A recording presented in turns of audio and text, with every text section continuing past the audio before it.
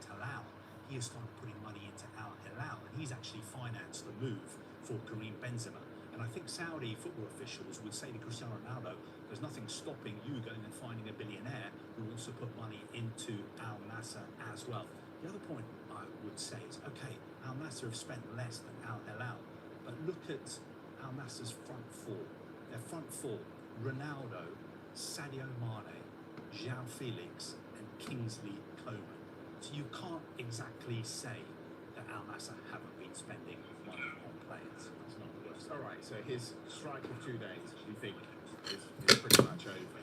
But if he were to leave, who could afford him? Where could he go? This is what people are talking about. Is everyone happy that he goes on strike?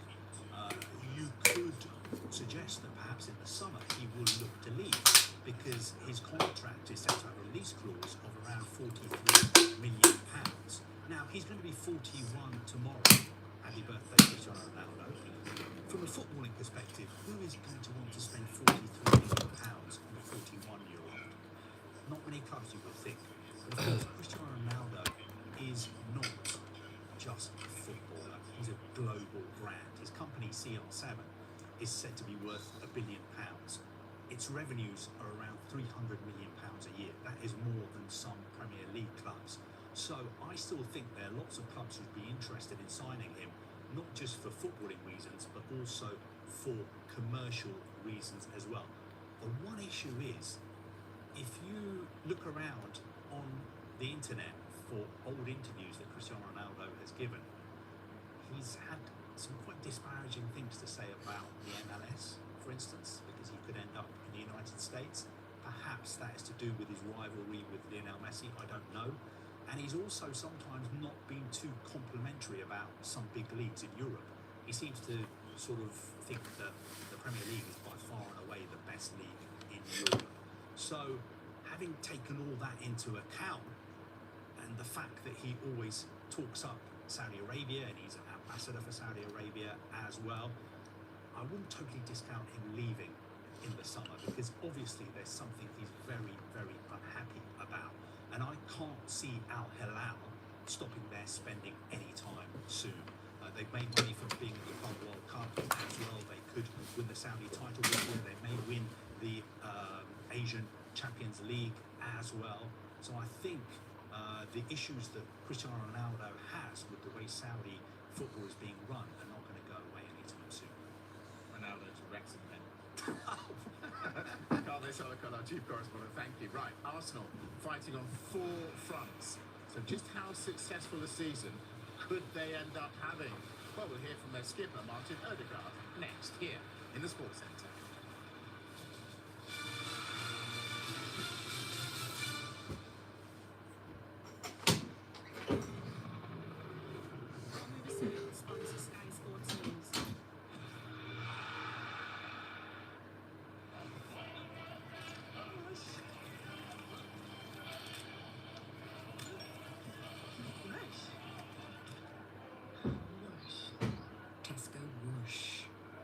Store to door from as little as 20 minutes, because going to the shops isn't everyone's bag. Get up to 60% off our stylish, space-saving fitted bedroom units. Made for making dreamy bedrooms a reality. Wren, made for living.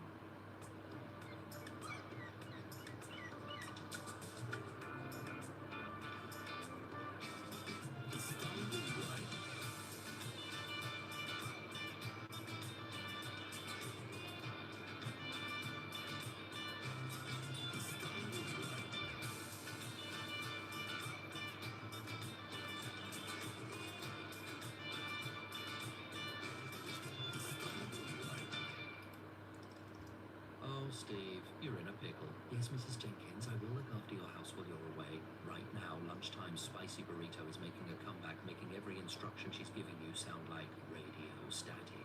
Rennie neutralizes 99% of excess acid in just 60 seconds for fast heartburn relief. If heartburn hits, have the Rennie ready.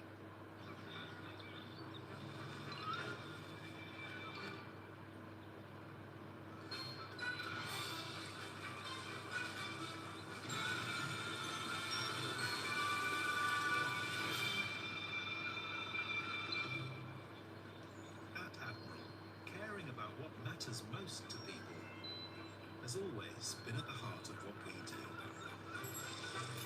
Admiral, always looking out for you. Expect more from Sky Mobile with the incredible new iPhone 17 Pro. Just filming my little brother. Let's get closer. Oh, amazing. What a pro. It's not bad in fairness. They say he's going to be the next Roy Keane. Whoever that is. Sky Mobile, the network you can expect more from. Now with the new iPhone 17 Pro, the most powerful iPhone yet. Now that's a result. Expect more with Sky Mobile. Setting the right mood at home shouldn't be fussy or complicated. Try Eric Essential Mist. It effortlessly creates relaxing ambience, wrapping you in amazing fragrance to complete the moment. Now that's a breath of fresh Eric. That's 130 for the night. How? I paid 210. Trivago. But what if I like to use my loyalty rate? It's on Trivago. Trivago compares hotel prices from hundreds of sites so you can save up to 40%. Hotel? It's big. It's bold. Look, Sky Max is changing to Sky One. That's the one. With all your old favourites. That's so cool. It's going to follow your way. And your new favourites. Shut up. I don't know how much my body can take. Simply one of a kind. All new Sky One. On air from the 24th of February. I need to find the evidence before the storm washes it away. Someone doesn't care about your investigation. I'm trying to bring back the Great British holiday. So I've invested in a caravan park. Shut up. I don't know how I'm going to do it. I've no idea. How much y'all bill? I'll risk my money. What stay was 10 grand? Well, that was quite a reasonable number. My reputation. How many BAFTA winners have done this? Spoil your appetite. My senate. Can I do it? That's what I'm It seems impossible to me. The Diamond's Caravan Park starts the 24th of February on Sky One.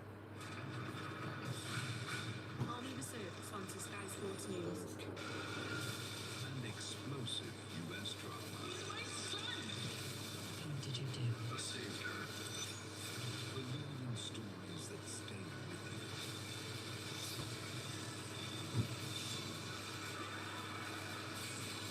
On Sky Atlantic.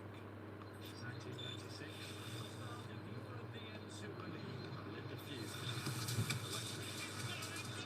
Explosive.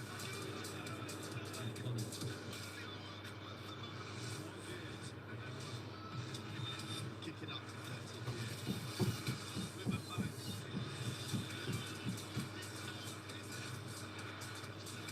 Every Wednesday from Fred Super.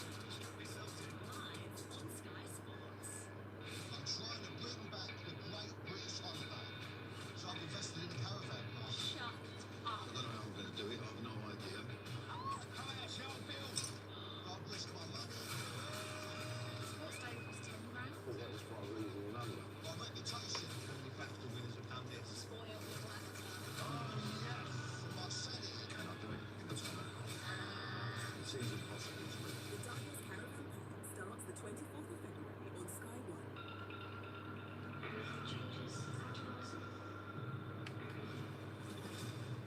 My dear Watson. Oh, sure. Our paces don't need doctors. Our paces need detectives. The facts all point in one direction. You push boundaries. This is what you do.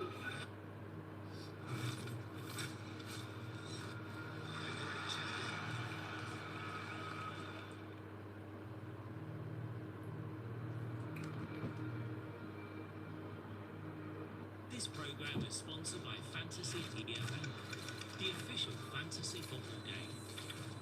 72 clubs, 3 divisions, 1 game. Fantasy EFL.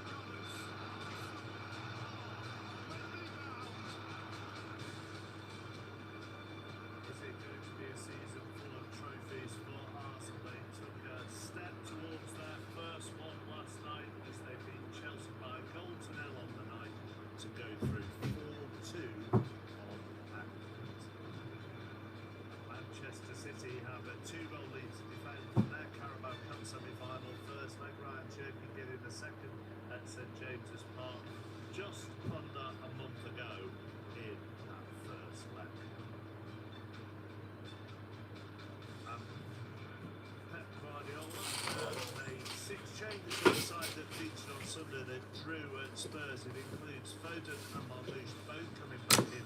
And there's no Mark Gay this evening. He is ineligible because he was signed after the first leg. Newcastle had a disappointing night at Anfield. Eddie Howe has made 3 changes from the side that were beaten by Liverpool. Ramsdale, Botman and Baltimore have come in, and he's going to go with a back 3 tonight by the looks of it. A formation that did serve them well in the Champions League away to Paris Saint-Germain a week ago. So we are not far from getting underway. Kickoff is at 8 o'clock here at the Etihad Stadium. Manchester City with that 2-goal lead from the first leg. So Newcastle most definitely have it all to do if they want to retain this trophy at Wembley towards the end of March. Good evening, Michael Richards and Shane Gibbon are with us. What chance Newcastle? I knew you were going to come to me first.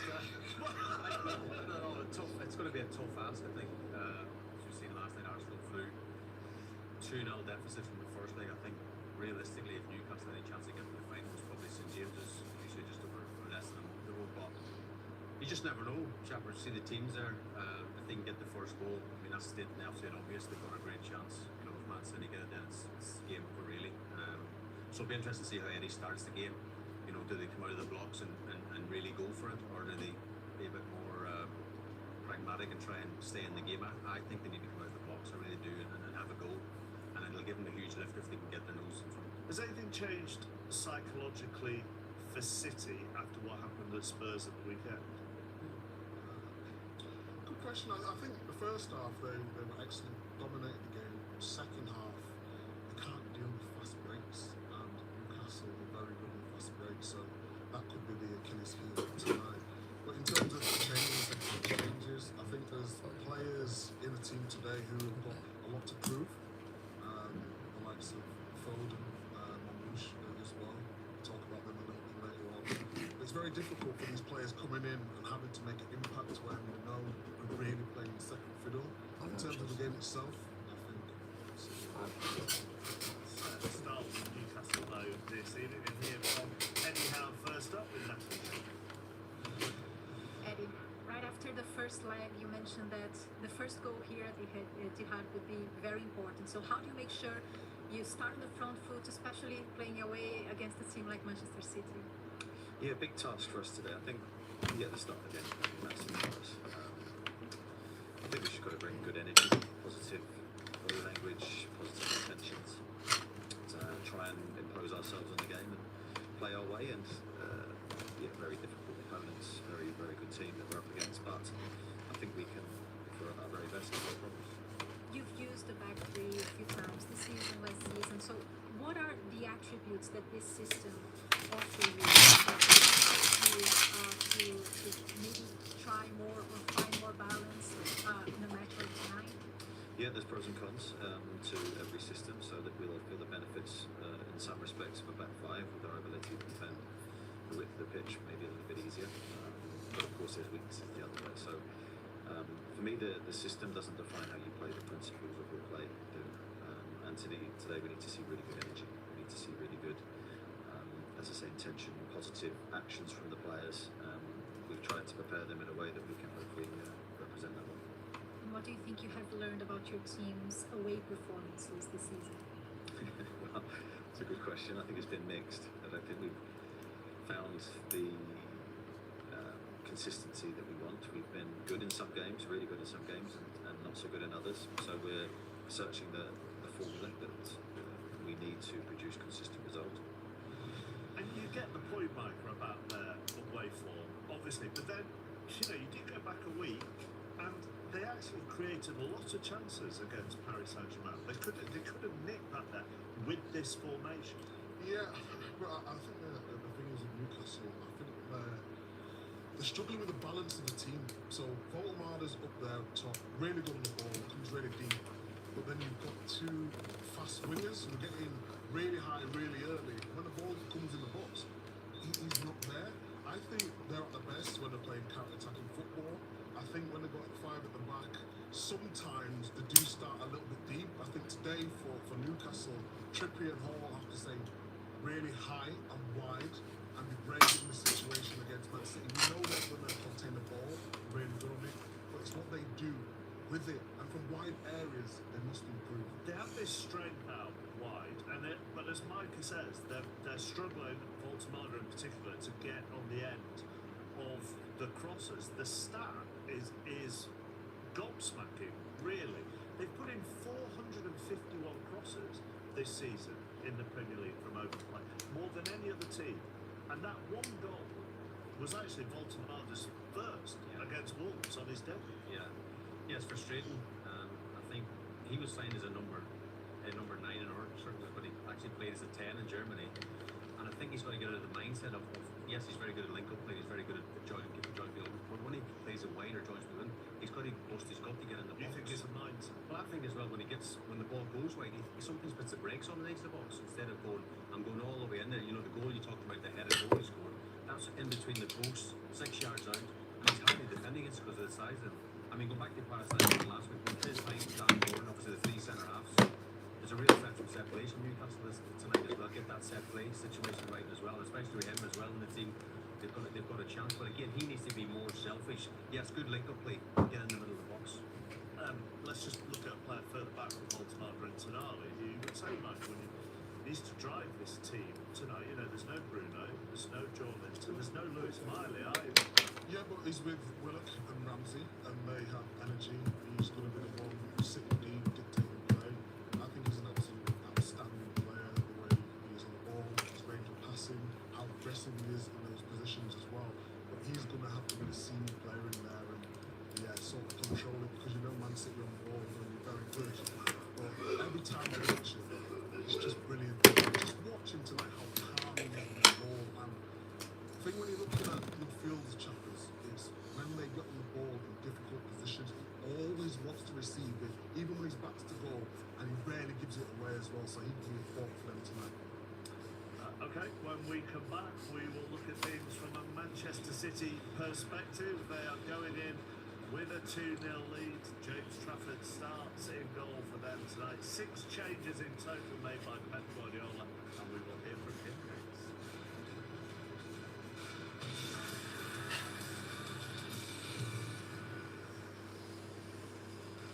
This programme is sponsored by Fantasy EFL.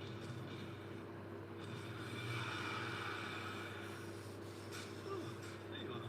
Ryobi Tools and OnePlus batteries are pretty clever. Their patented IntelliCell high-capacity battery technology is like nothing else. And the Ryobi build-it-yourself toolkit offer is quite smart too. Buy a 4-amp-hour battery and charger for $99.99.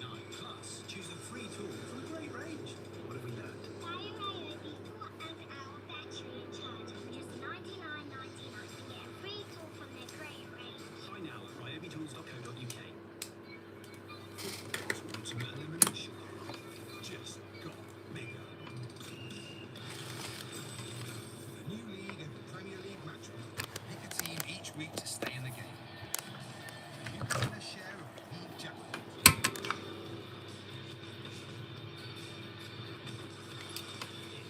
You're the final one standing. Play final one standing for free at William Hill. Well, it's wonderful to finally meet the girl I've heard so much about. Please let me. You do. What an amazing home you have. I wonder what it's worth. Oh, not that you sell it. I just mean it'll fetch a good price when you... Heaven forbid! Oh dear. If you want to know the value of your home, or theirs, just ask Supla.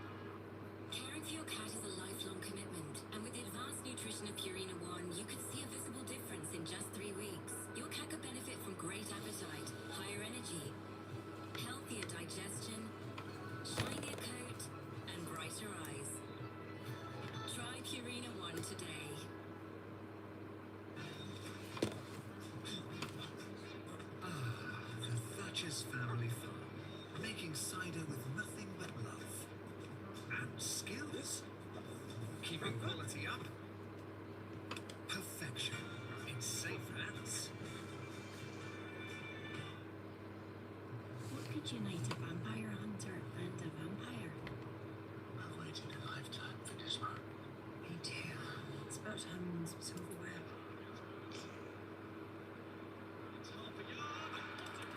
Nothing brings us together like great TV.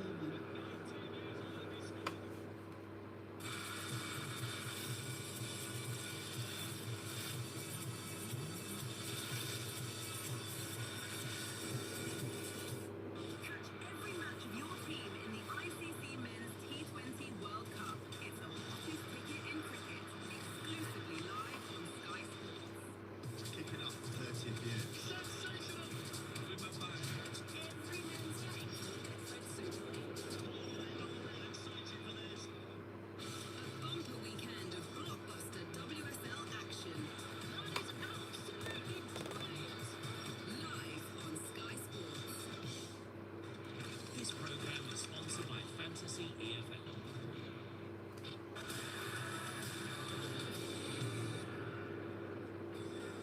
At the Etihad for Manchester City against Newcastle this evening, and you've got to go back to 2014. The last time Newcastle won here, and it was in the League Cup. Lando Aaron's got the first, and Mispusa Sissoko got the second to give Newcastle 2-0 win. Alan Pardew in charge back then, and this doesn't make a pretty reading for Newcastle since Alan Pardew, because no matter who has been in charge, they have subsequently struggled here at the Etihad. It's not a great show, no, thanks to those. And under Eddie Howe, they are yet to score. This is a great from Newcastle perspective either, Shay, so I'm sorry about this as well. Pep Guardiola yet to lose the semi-final in the League Cup as Manchester City. Let's hear from them with that. Okay, another semi-final again in the Carabao Cup. I wanted to start by asking you about your relationship with this competition specifically, being the manager who's won it the most. Well, it was a good moment. The first season we were out, I think, pretty quick, but after we made 4 in a row. and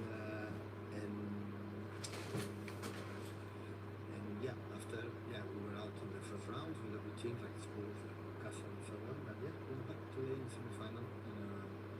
We started the game with 2-0. You know, Newcastle look yesterday, so you know, Chelsea, Arsenal always say tight games, and we executed.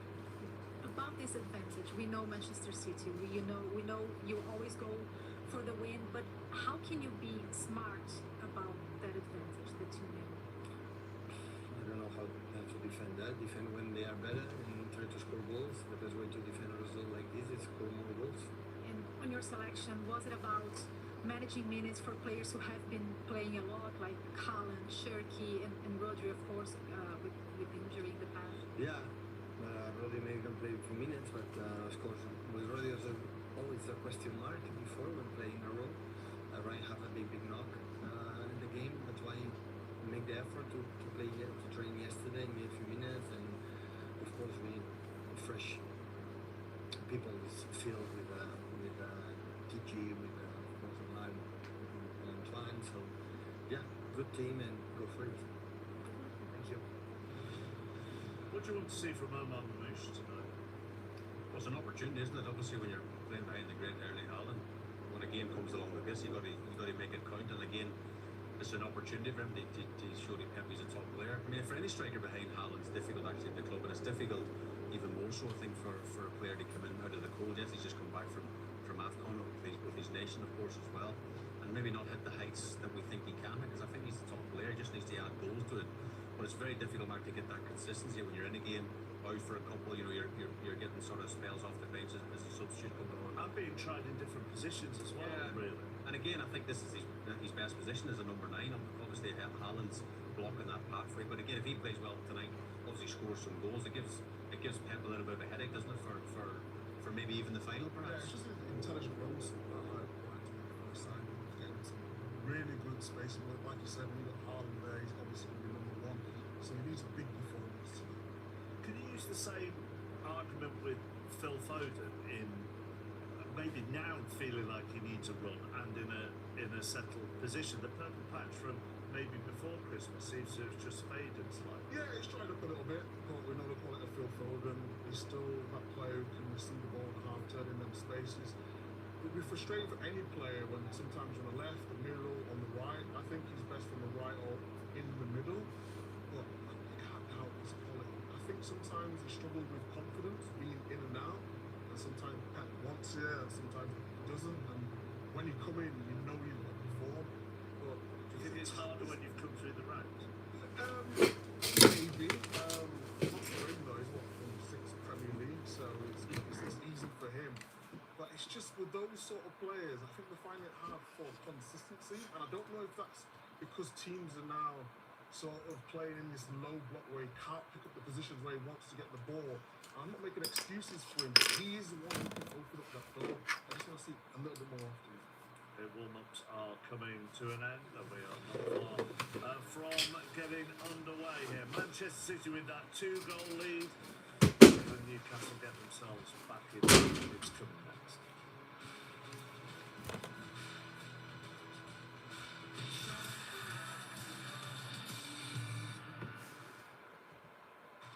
This program is sponsored by Fantasy EFL. Say yes to summer with the biggest ever TUI sale. Say yes to free kids places. Say yes with flexible payment options. With so many holiday options to choose from, you pick it, we sort it. Holiday countdown started. TUI, ATOL and app to protect it. It's bet builder time for Josh. And he goes to great lengths to build his. 3+ shots. That's my gut feeling. Very reliable. I've got some difficult news. I'm betting on us to lose. Look. You seen yours? Bet builder. You build it. We give you a free bet every week of the Premier League season and a big boost every day. That's satisfaction from Ladbrokes. They just announced it. Champagne! We are now officially Witch's banking brand of the year. Actually, we're not. Nationwide is. They're keeping branches open. Superb performance across current accounts, says that. Didn't they give over 4 million members £100 each? What am I going to do with 6,000 custom-made winners' shirts? What about the blimp? I don't remember ordering that. You literally said, blimp me. The Which banking brand of the year is Nationwide, a good way to bank. What, Tom? What are you playing that for? You know what they say? It could be you. What makes you so sure? I don't know. I just have this feeling that. It'd be cool. Be you. What he said? I know. It could be you.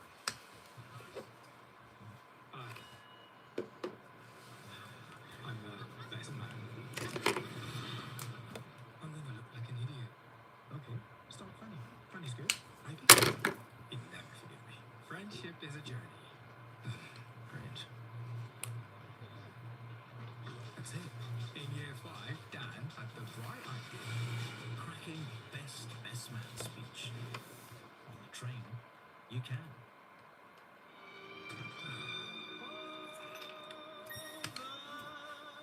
Good life. Full of fun. Seems to be the ideal. Please remember.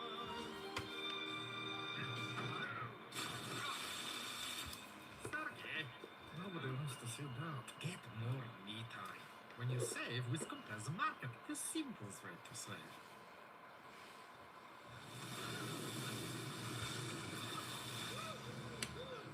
Somebody save me! Aldi can save you on these frozen blueberries. We check prices every week so you don't have to. When you run a business, great communication is vital. I just transfer you. I think I just got more. Welcome to the all-new Hi-Hi 4, the business phone that's refreshingly easy to use. Now with new features like 2-touch call transfer and the ability to listen to call recordings directly from your phone. As always, it's all backed up by our UK-based support. Find out more at hihi.co.uk. Hi. Hi.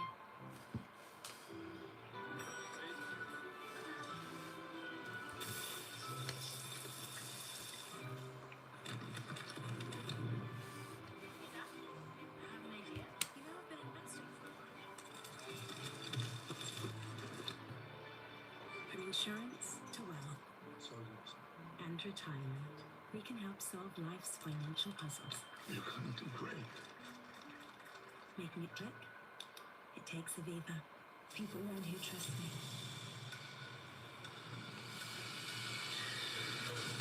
I need to find out what happened. This program is sponsored by Fantasy EFL.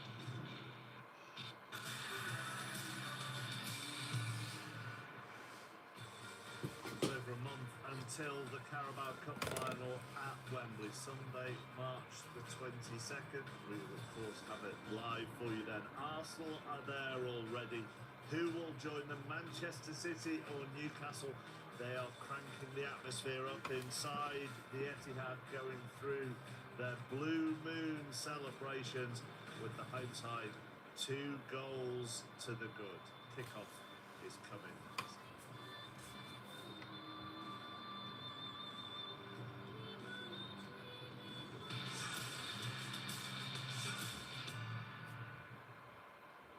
Bet365 are putting the power in your hand. With the best ever bet builder, you can create your own unique bet from thousands of markets.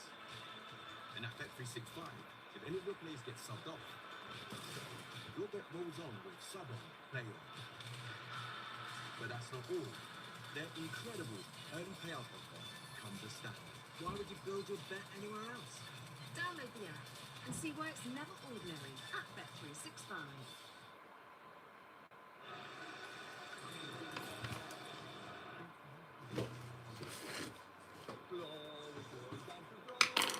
Gorilla Waterproofing proudly sponsors the Carabao Cup on Sky.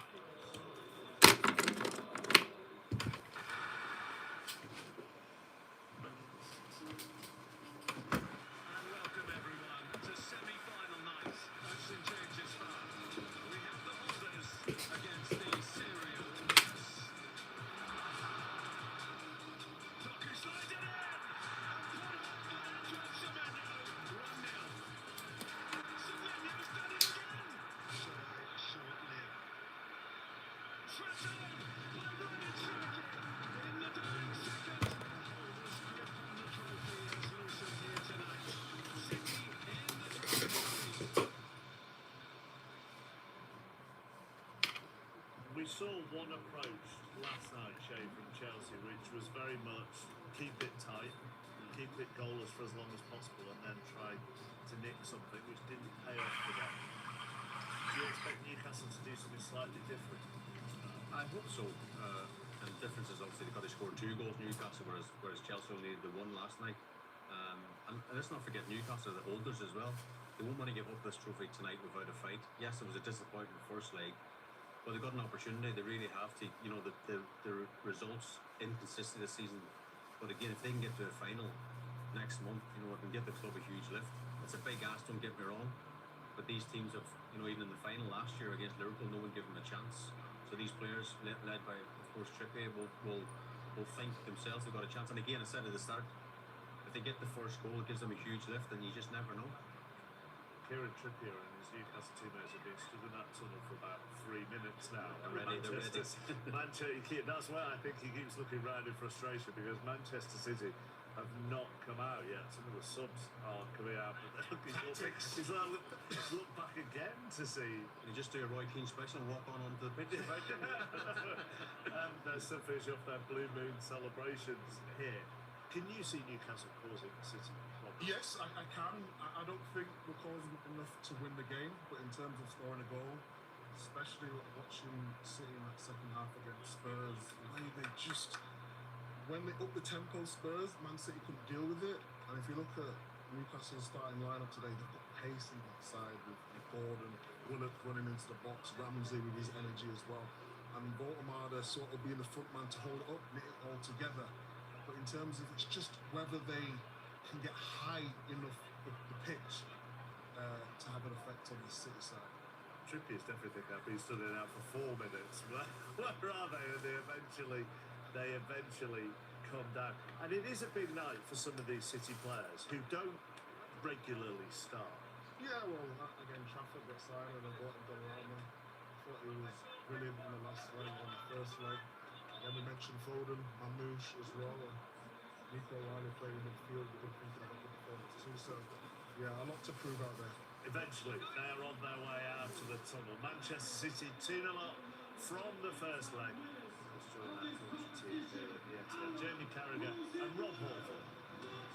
Well, Manchester City win is no longer the foregone conclusion it once appeared to be. The 2-goal lead, home advantage, and the chance to land a blow on Arsenal at Wembley before the Premier League title battle reaches its climax all mean the odds are heavily stacked in City's favour. However, it only took them 45 minutes to let a 2-goal lead slip away at the Tottenham Hotspur Stadium on Sunday. With the Wembley final in reach, Pep Guardiola makes half a dozen changes from that team that surrendered the 2-goal lead at Tottenham. He reverts to his goalkeeper from the first leg, and indeed the entire competition so far, James Trafford. Mark Gahey's unable to play, having signed from Palace after the first leg was played, so Nathan Ake slots into the back four as captain. Nico Gonzalez comes into the holding role, facing the team against whom his City career began. Ryan Shirky made an impact from the bench at St James's Park, and that's where he starts this evening. Phil Foden and Tijani Reinders come into the team from Saturday's lineup, as does Omar Mamouche, hat-trick scorer against Newcastle here last year. Erling Haaland is held in reserve, Ruben Diaz is available after 8 games out, and Sverre Nypan is just back from the loan at Middlesbrough. Since the first meeting, Eddie Howe has lost his captain, Bruno Guimaraes, Joe Linton, and now Lewis Miley to injury. Tonight, he recalls Aaron Ramsdale in goal after the weekend defeat at Liverpool, and seems to go with a back three, which served his team well for the recent Champions League game in Paris. Sven Botman is reintroduced. Howe denied yesterday that Sandro Tonali was unsettled at Newcastle and has no hesitation in selecting him. After Johan Wissa couldn't take any chances in the home game against City, Nick Baltimore is unleashed this evening. Wissa, Harvey Barnes and Anthony Elanga remain as positive options for change if the situation demands.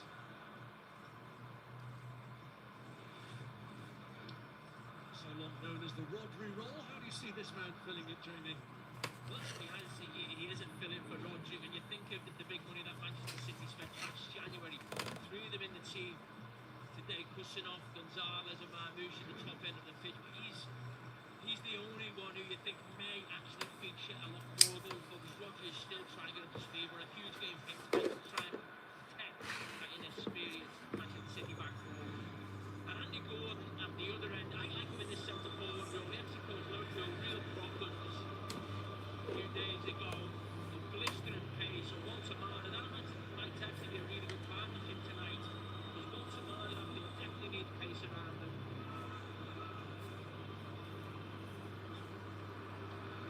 Times a winner of this trophy already, could put himself out on his own if he can claim a fifth. Eddie Howe determined to hold on to the trophy that provided his greatest moment as Newcastle manager so far.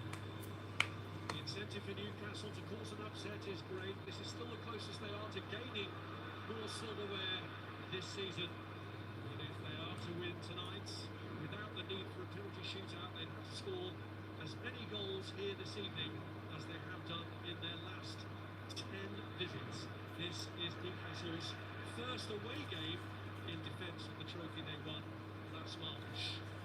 Yeah, there's been a lot made of, certainly last night and today, about Chelsea's approach, being 1-0 down, going to the last night. It's interesting to see how Newcastle go about it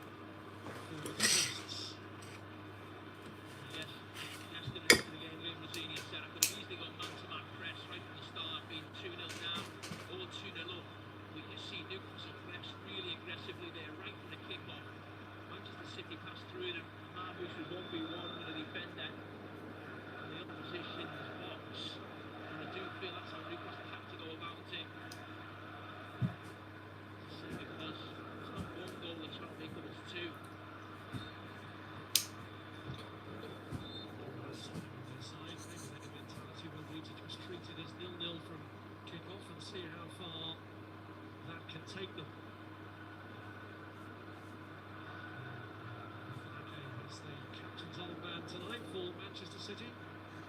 Alongside Abdul Kadir Kasanov at the City defence. Swept out wide by Phil Foden to Ryan Aït-Nouri, who was involved in the setup for that late goal in the first leg. It might just have been the kill blow for Newcastle.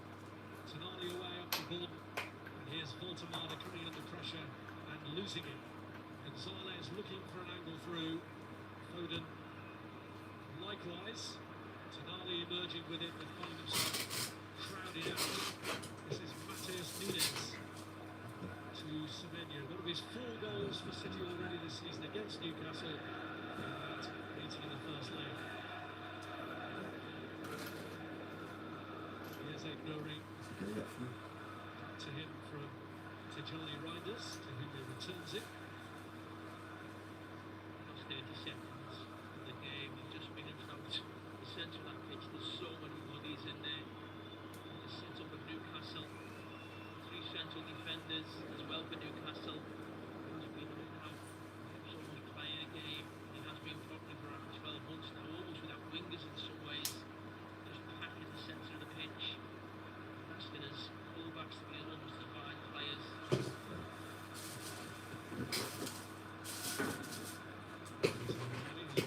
Switch from full-back into the midfield role.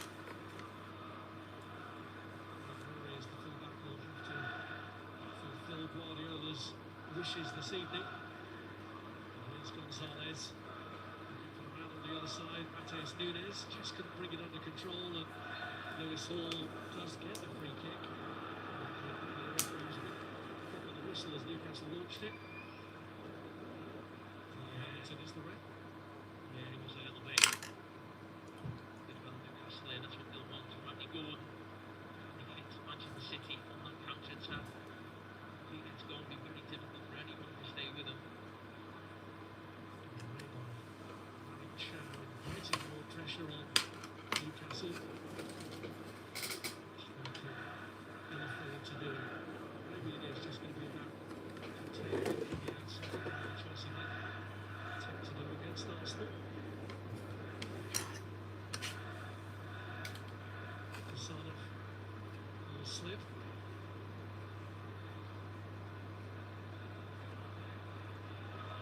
Looks like they did the dead end there, but I think they called Lewis Hall to win the throw-in.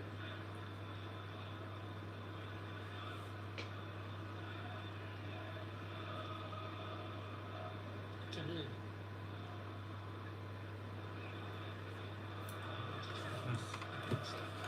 Semenyo.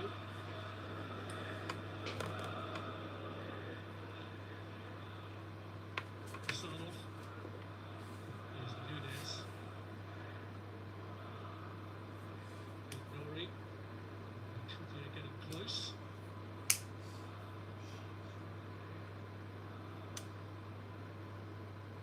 Okay. There's Trafford, who rejected a move to Newcastle to return to his former club, Manchester City. So it's interesting that he has made this change in goal tonight. He was looking back towards Aaron Ramsdale then before deciding to go forward. He was now selected ahead of Nick Pope, who played in the first leg, but was involved in that game at Liverpool on the weekend. And in fact, he covered himself in glory, sitting with the 4th goal they conceded. Okay, now Aït-Nouri.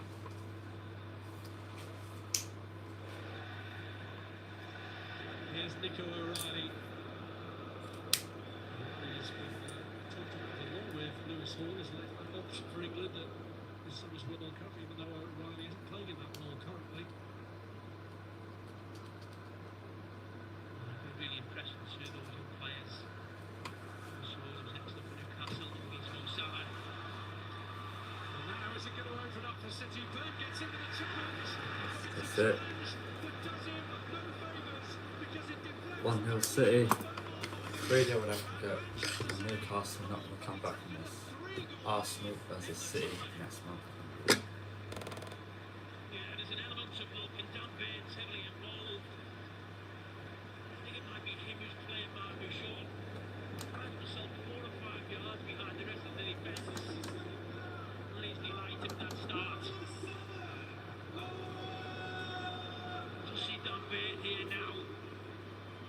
I think he's probably playing Marmouche Sean. He does brilliant to come across and make the challenge in the end, but as I said, he's out of luck.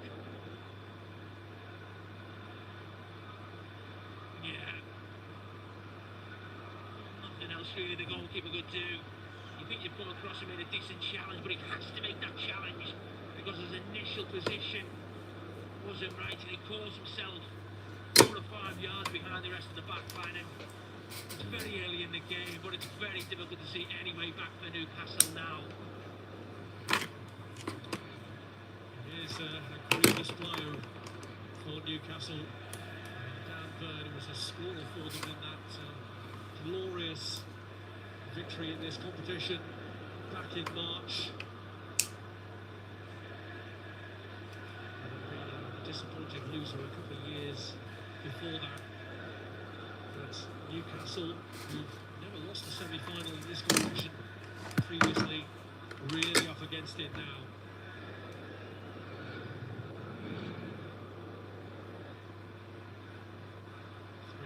In their last 11 games at this stadium, and that is what they need now just to get as far as a penalty shootout.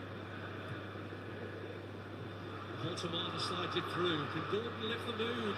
There's an opening here for Willock. But Trafford reaches out, and that long arm saves Manchester City from seeing their lead reduced. Oh, really good football from Newcastle. That's what you want. Andy Gordon running behind defenders. It's easy to say now because the goalkeeper does so well. He just thought it was there on his right foot, but it just flick it over the goalkeeper as he came out flying on his feet. Brilliant for the goalkeeper and James Trafford. To his confidence, the wheel, the good little wink there, I'm sure he thought.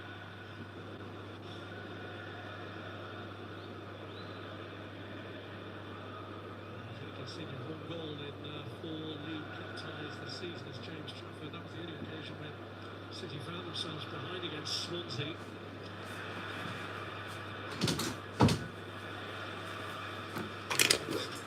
Dan Burn.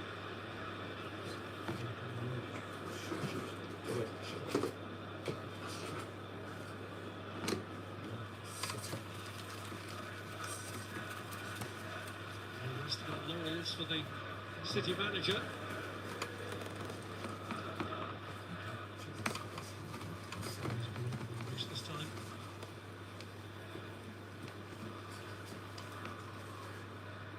Ramsey. Now Burn. It's a bit short for Botwell. And Semedo was recognised.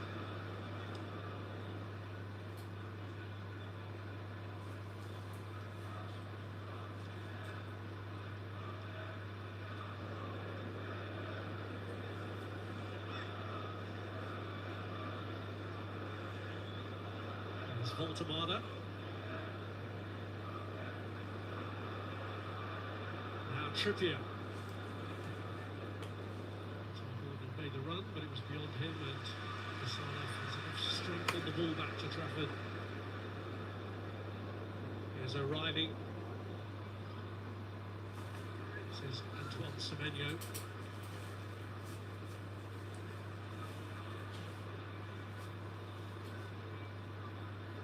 Foden. Burn steps in. Just swipe at it, but for Gonzalez. Here's Reinders. Who's keeps pulling out to that left side. Here he is again. Nuri. Reinders on the turn! And flashes it across. Really good for Manchester City, and you said Marmouche keeps pulling into that left space. It's the system Manchester City are playing. 2 wide strikers. Gets them down the left initially. And it's Reinders. Which across. Not sure exactly what he was looking for. It certainly scared the goalkeeper as it came across. Yeah, he got to touch on it, Ramsdale. Finish from Foden. Hall picked it up. Here's Willock. Tonali. Glory prevents it from getting all the way through, but Trippier works hard to retrieve it. There's Tonali.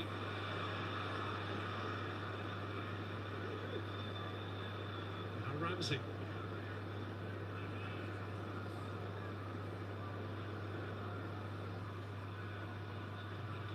It is in the centre of the pitch. I think the key for both teams is how they can use the fullbacks or the wing-backs, or how often they can get into them or switch play.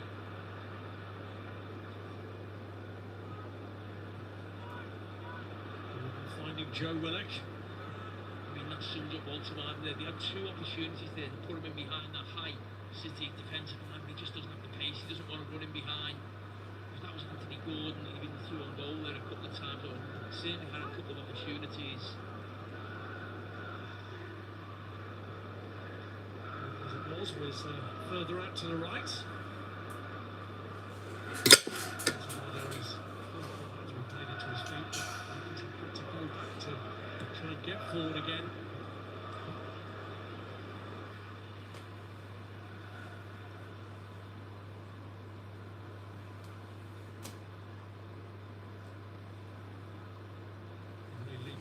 Semi-final that Newcastle have played when they were trailing from the first leg was back in 1976 against Spurs, and they got an early goal in the second leg of that through Alan Gowling, which eventually, through further goals from Glenn Keeley and Jeff Nolte, saw them into a final against Manchester City, which they lost.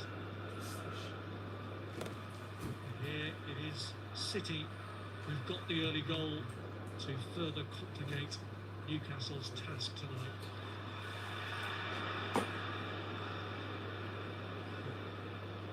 Newcastle on full man-to-man press, as they normally do, no matter what system they play.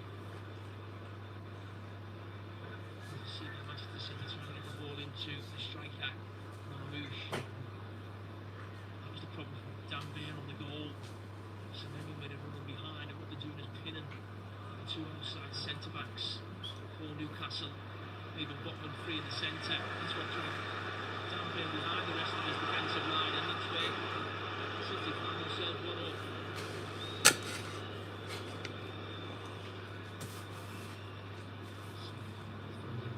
Lewis Hall drew the referee's eye, and you'll see an apology from Phil Foden as he made his case to the referee. He gets the ball, he just follows through, not sure what he's what he can do. He just, you know. I mean, it seems to happen a lot now, these tackles where people say, oh, it's the follow through, but I'm a bit like, where's he supposed to go? How's he supposed to stop himself? He gets the ball clean before, and it shouldn't be a foul. Guardiola's raged a bit, and he's on late, including the first leg of this, when Semenyo thought he had a second goal, it was ruled out. He wasn't very happy about that either. Riley got up, but Ake has to deal with it. And ball, Ramsey. Right underneath it.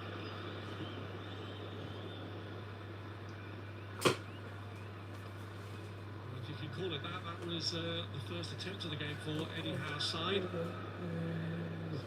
Does he change it in this situation?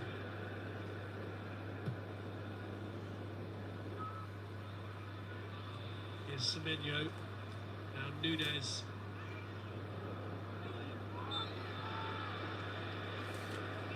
Dunburn.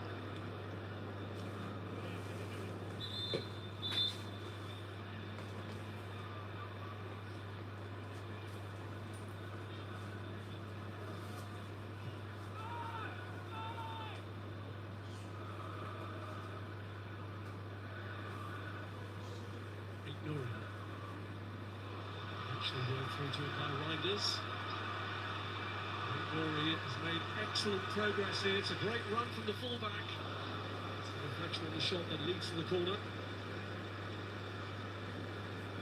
Yeah, Newcastle being really aggressive. That's the chance you take. That's Botman who tries to make the initial challenge at Reinders well in the Manchester City half. Fortunate deflection. And ain't nobody's running at your back. Two really. And this time deflection. This from Dan Bain. Xiao makes that flop. This time the deflection actually goes for Newcastle. Reinders delivers for the corner. Ake gets a touch on it. Multiple cries of handball. There's Marmouche. Back by him. to Foden.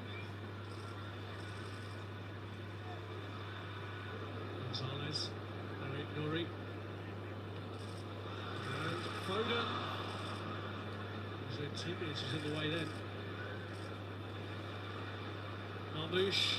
Semenyo from the angle drives a very inviting ball across. I believe it's not two. Initially, sheer clearance from Shaw. I thought initially he could have just gone with his head and attacked it a little bit more. He's just very fortunate. It's just not going in the back post. How many times we've seen Manchester City under Pep Guardiola over the years, finding someone coming in and just tapping into an open goal in the back post.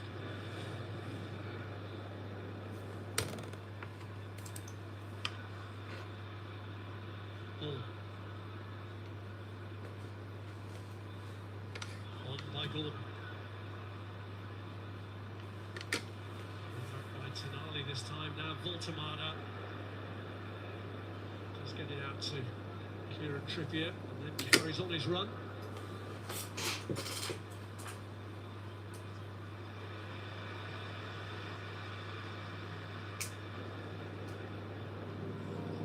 O'Reilly.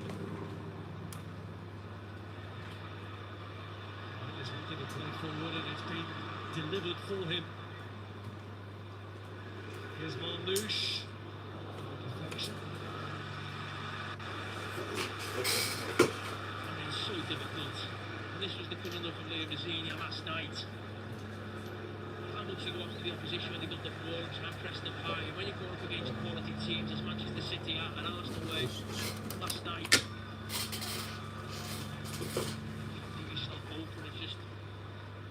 constantly feels like Manchester City are running this Newcastle back four, 2v2, 3v3. As I said at the start of the game, I think that is the chance you have to take. Manchester City are playing through it with ease. Foden's corner.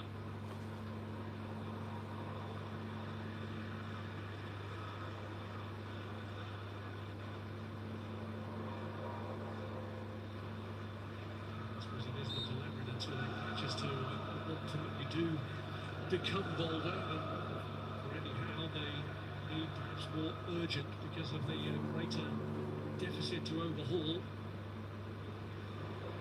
Semenyo, with a greater risk for the Newcastle boss, is conceding again.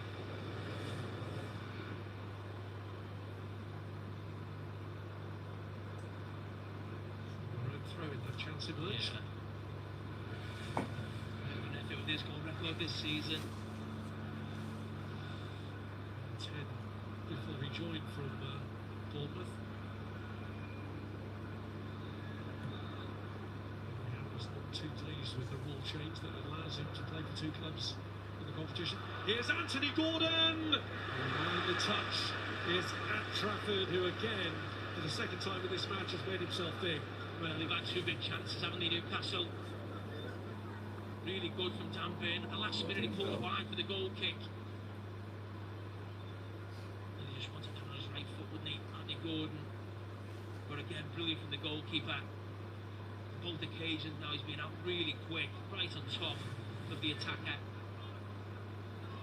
So could a corner unsettle a goalkeeper who has done everything asked of him so far. Ake gets his head to it. Cleared away as far as Jacob Ramsey. Here's Hall. Tonali looking to get in. There would have been a claim for a foul, but the referee had to play run anyway.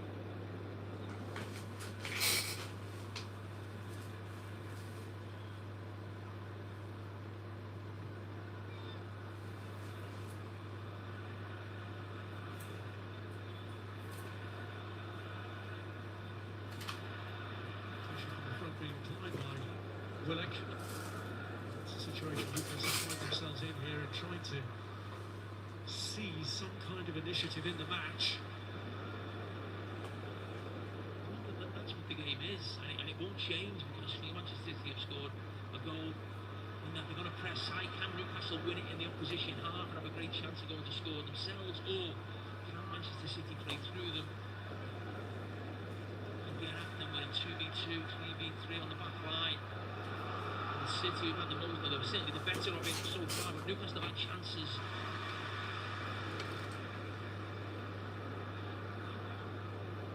Newcastle themselves 2-0 victors in both legs of the semi-final last season against Arsenal. And these teams are vying to play in this year's final.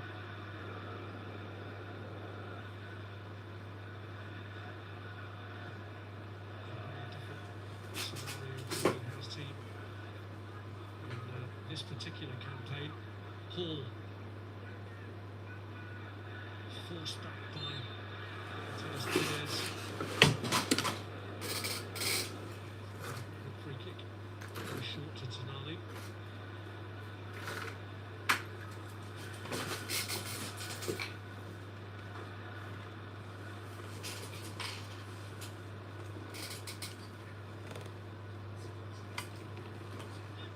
Hall.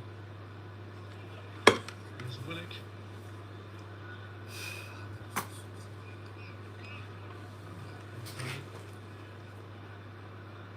Let's take the chances.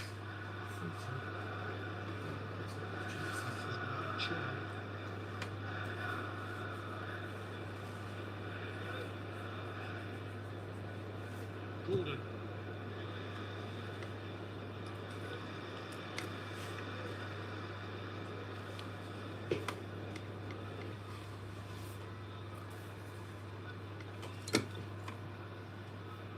Some of these games unfold, Newcastle still have to keep going for it. Manchester City have a high advantage. When we're watching WatchAlong, he's a meeting style of football. He's never really going to hurt you. I just think with the options on the bench as well, the way the game's unfolding, I think Anthony Gordon could be a little bit more help. David Wissett, maybe a little bit more patience, trying to look him running behind. That feels like it is the name of the game for Newcastle. They've already had 2 opportunities, now 1 and 3 on goal. The start of the second half, we have another player on the pitch who's looking to get in behind the Manchester City defence. I'm sure there'll be more options to, as I said, run again. The goal came out so far. It's been fantastic. So 11 games without a goal now for Nick Voltemada. He has scored in the course of this competition this season, scored in the 4th round win against Tottenham. Okay, getting it forward to the score to Marmouche. Chipping it away. Here's Reinders. Marmouche.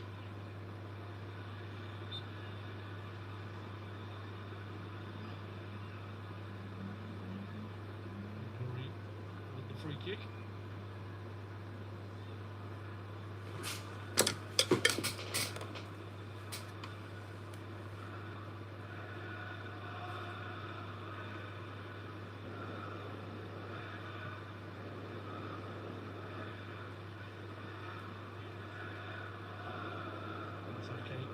Played under Eddie Howe at Bournemouth.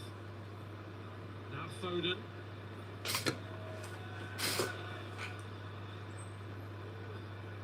So teasing Burn. Foden.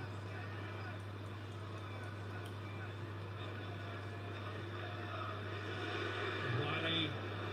His touch just to get it to get a shot away.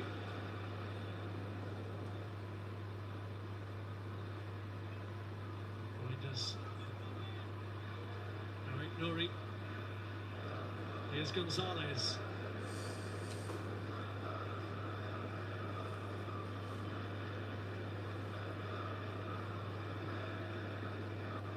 City can play the patient game now. Their lead in the tie cemented by Marmouche's goal.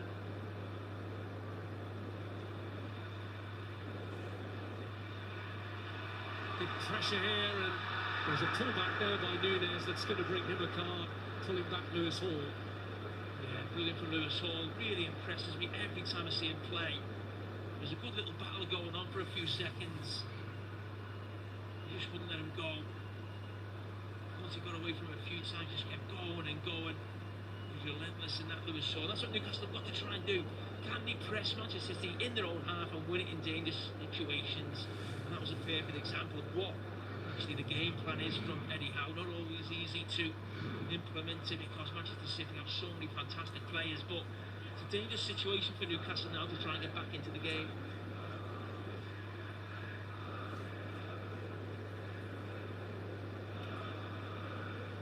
Incidentally had no bearing at this stage. The ones in the previous rounds have been wiped out, so no risk of missing the final.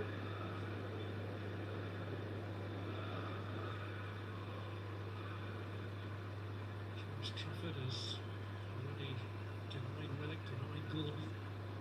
So how can Newcastle fare from longer range? Kieran Trippier, former Manchester City Academy player, has scored a free kick against them before in a home draw, 3-3 draw 3.5 years ago.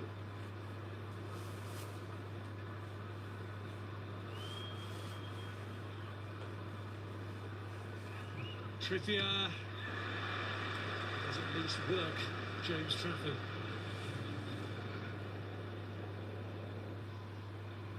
Through the wall a little bit, through the heads. Between the heads, I should say.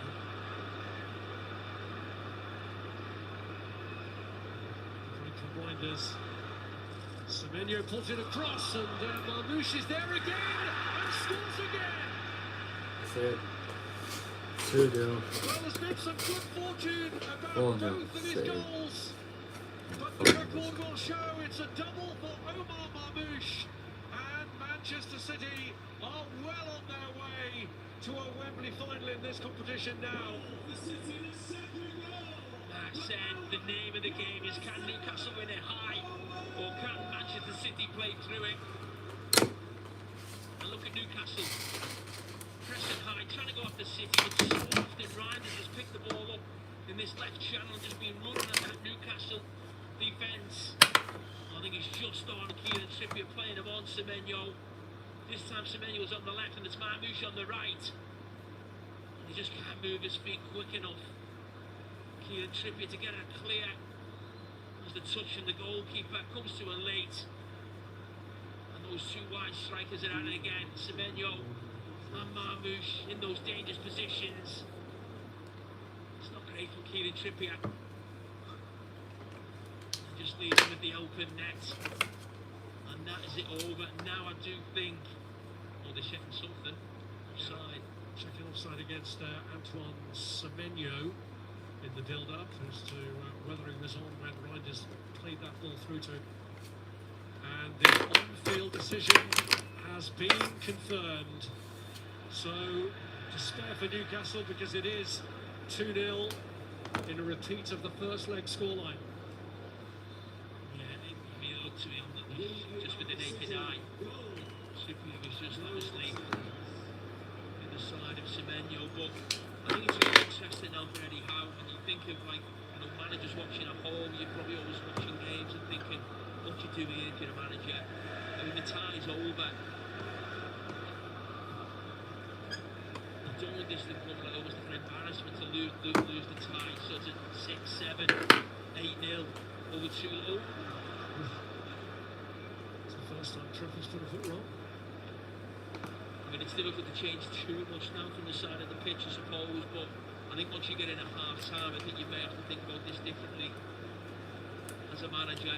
You'll have to really try and go after City when they've got the ball in their own half. I'm not just saying just retreat to the edge of your own box, but maybe not as man-to-man, because Manchester City, they drew it and had real joy. And listen, Newcastle have as well. They could have easily got a couple of goals, but with the tie now gone, got to be thinking what comes maybe after this as well for Newcastle and the games they got coming.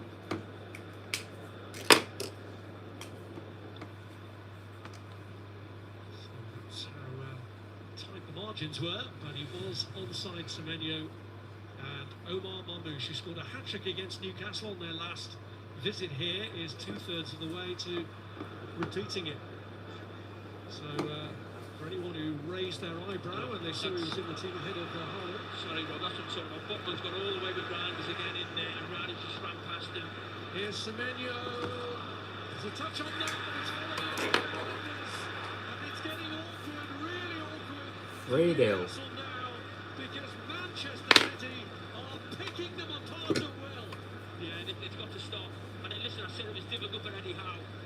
change the message from the side of the pitch. But when you see Botman going in there, how often have we seen Reinders running at that defence? Yeah, you've got to stop going in there, Sven. That was the plan before the game. That plan's well out the window now. Eddie Howe's on the side of the pitch now. He's pulling Walter Marden over. The plan has to change now. Don't wait for half time. Walter Marden's been called over for a word. Yeah, it's about, they have to change something tactically now before half time. He's going to worry about what's going to happen before half time. Just see what Botman is there, and then he just gets left, and it's 2v2. And Reinders, this has happened 5 or 6 times in the first half, when it's 2v2, 3v3 with Reinders running forward. And as I said, at 4 the game, at 2-0 and 4-0, and I'm going to get the game is gone. But this tactic has to change. But listen, now being 2-0 down, I think he had to go for it. You see Reinders now. Listen, this guy gets goals. He's got goals continually since he's come into the club. And he's done the same again. But there was a lot of talk about what happened last night with Liam Desir. There was a lot of talk. I mentioned how Eddie Howe should go about it. And it's always easy with hindsight. And I didn't have too much problem, I must say, watching the game last night with sort of Chelsea and Liam Desir in the first hour. He just didn't do enough in the last half an hour with the changes they brought on. And sometimes they just need far too many passes. And to be honest, a lot of that was on the players last night for me. I was looking at the TV thinking, you've got to cross that ball, you've got to go forward, you've got to go long.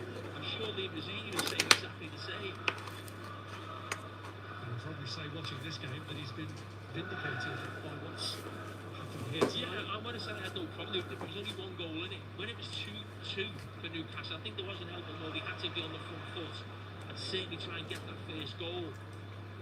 Oh, that might be a penalty. The referee isn't giving it, so it will be on VAR's call. Definitely inside the box.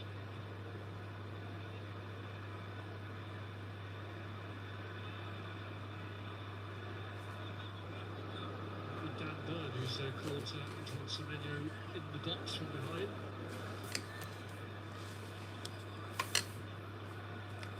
There's Willick, who's also present there.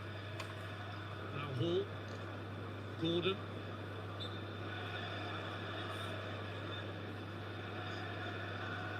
There is going to be a delay to the taking of this free kick because this incident is still being looked at.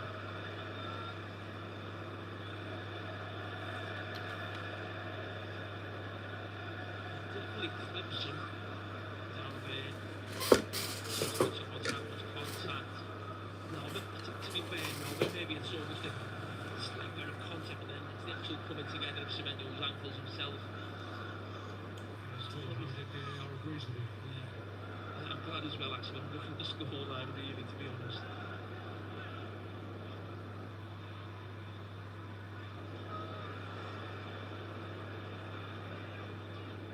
Here's Hall.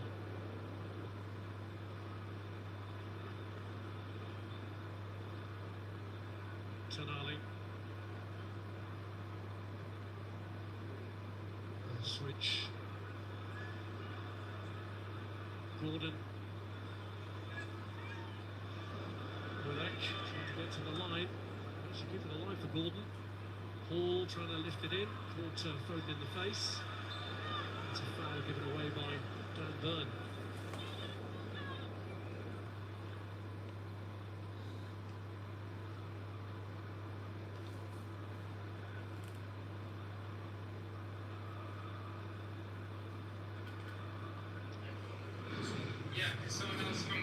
Tomorrow night marks the first of 17 Thursday nights of Premier League darts.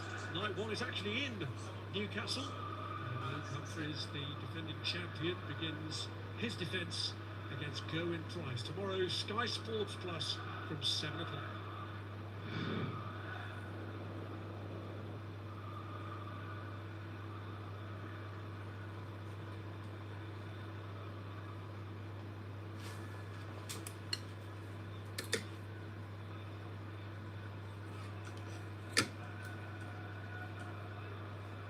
Ball's given it away, Semenyo and Reinders.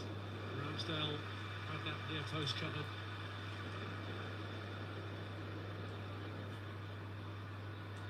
did now, though. Yeah, sloppy here from Lewis Hall.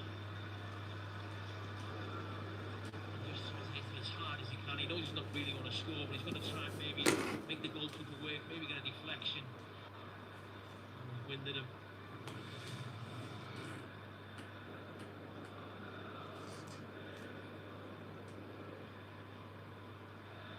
Just got to get to half time. Newcastle not conceding another. Hopeful for the planned second half to make sure this isn't a really embarrassing night for the club. Tamada gets first to Phil Foden's disappointing corner.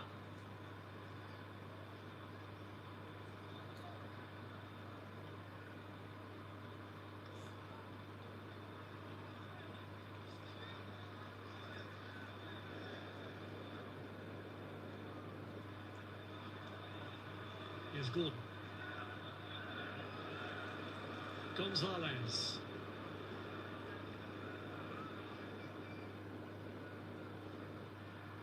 Nori.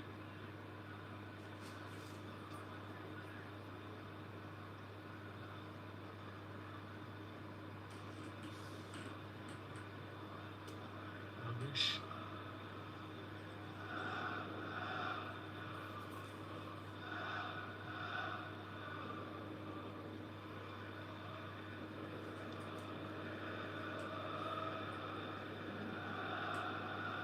Zaki.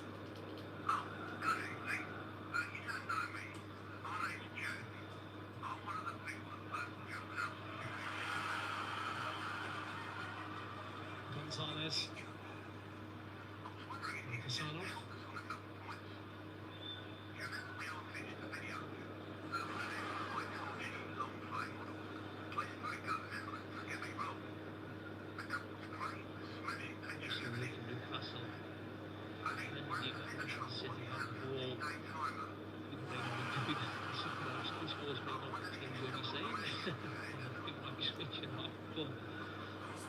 This is how they have to go about the second half of the Newcastle any time. No one just sort of kill the game, make it slow, make it boring, and get out of it. The second half, lots of goals in the second half. The game becomes a real mess and it affects similar form. It's not great at the moment, actually. I feel like people get either holders, but sometimes listen, you hate being there as players and managers and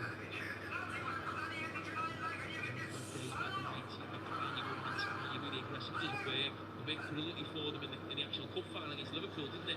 Last year, or last season I should say, man-to-man completely overpowered and dominated Liverpool. Sometimes, as I said, it goes against you when you're so much on the front foot. This has been one of those nights. It was the then holders that Newcastle were beating when they overcame Liverpool in the final, and I'm sure people will stick with us because of a morbid curiosity to see how bad it can get for the holders.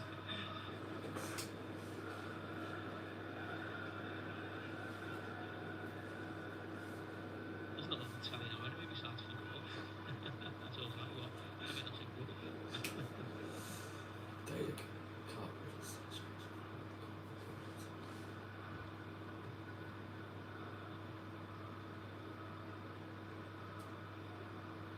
Gonzalez.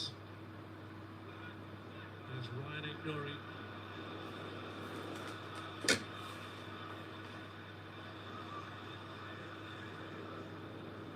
Wish a great night against Newcastle. The urge is to shoot all the time now that Manchester City get within range. Gonzalez obliged straight at Ramsdale.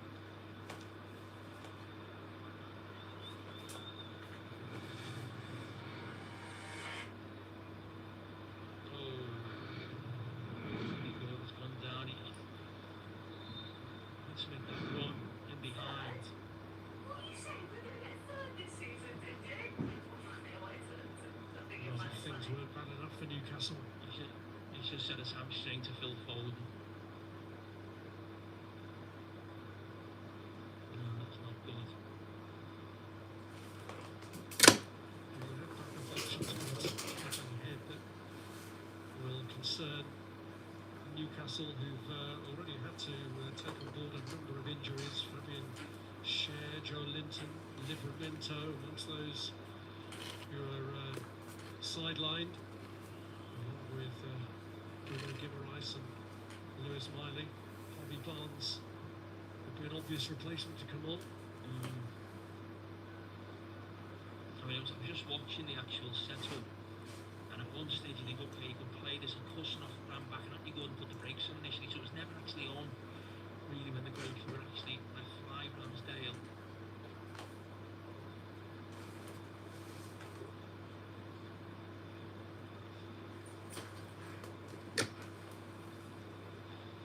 So that left hamstring is the issue for Anthony Gordon. So Eddie Howe's hand is forced here by the injury to Gordon into bringing on in his place the star of the show on a happier occasion for Newcastle against Manchester City this season. Bobby Barnes scored both goals in the Premier League victory that they managed against them earlier this season. Newcastle actually, this is more bad news for them, are back here in 17 days. The Premier League meeting between the sides is between the two legs of their playoff in the Champions League against Carabao. Marmouche, and Ramsdale has come a long way, but the flag was up for offside.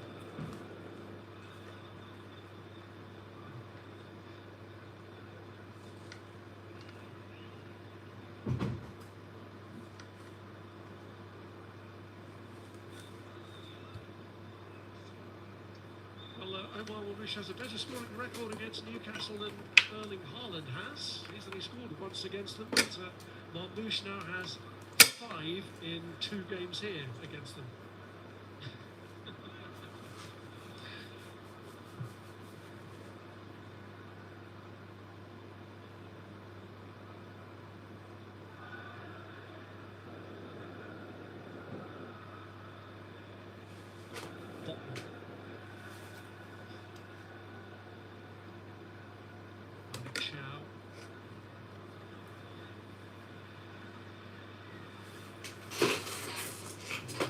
Here's Nico O'Reilly.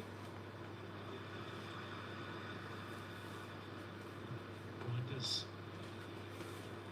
by Sven Botman. 4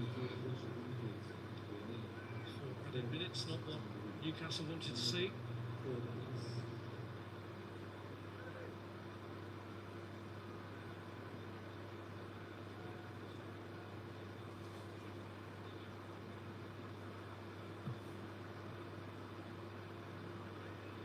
Nuri.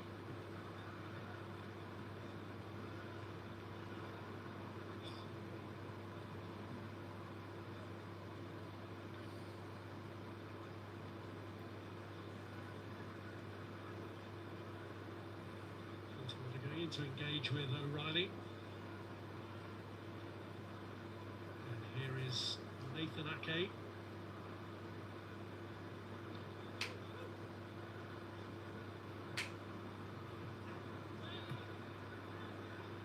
Willock, Voltemada.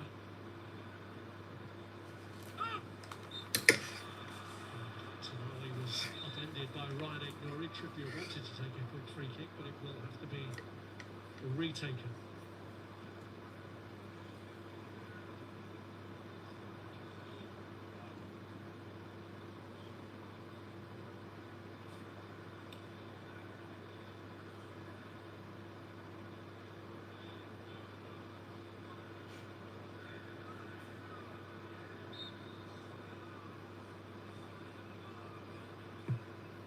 Trippier's kick in towards Voltemada, but Botman behind him, forcing the save. Yeah, City find themselves 3-0 up, but James Trafford's actually been one of the best players, really well. It's a comfortable save in the end for him. He's made 2 really big ones early on. Midway through the first half.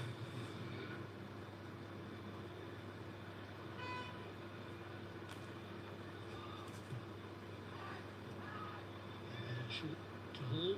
And Trippier goes straight up, appealing for a handball here against Nunes. I mean, the close to his body. There's what he's saying.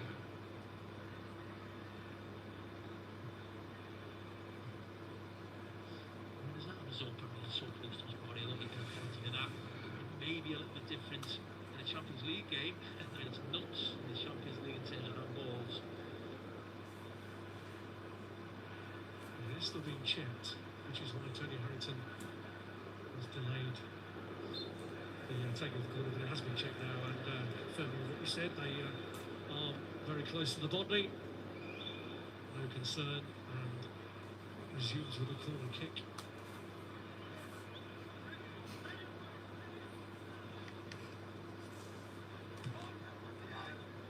Tonali to Hall.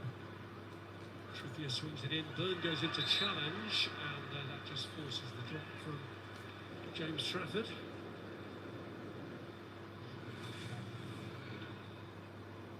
Newcastle, even on the last couple of corners, you see it's a foul on the last couple of corners, trying to work something. I think I was really clever with set pieces. I have a theory with set pieces though. I think when they get beat so heavily in a game like this, I was like, don't do set pieces. Or in pre-season games, don't let do. When it doesn't matter, don't do a set piece that people can watch and see. So maybe that's another thing Eddie has to tell his players at half-time. Forget the set pieces we worked on. We've got another game against them in a few weeks. Keep this on the training ground. Yeah, this one's gone.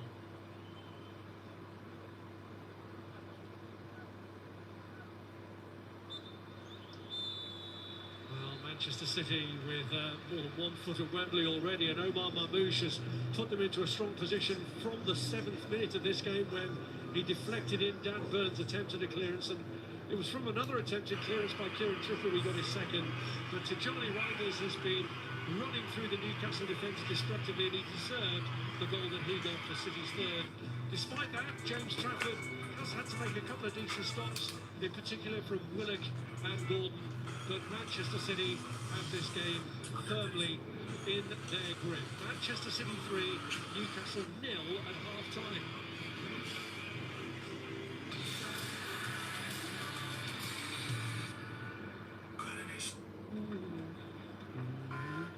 This program is sponsored by Gorilla Waterproofing.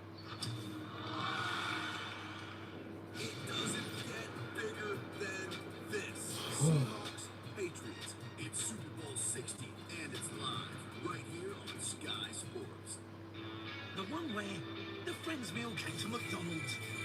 Get a collectible with every meal. How you doing?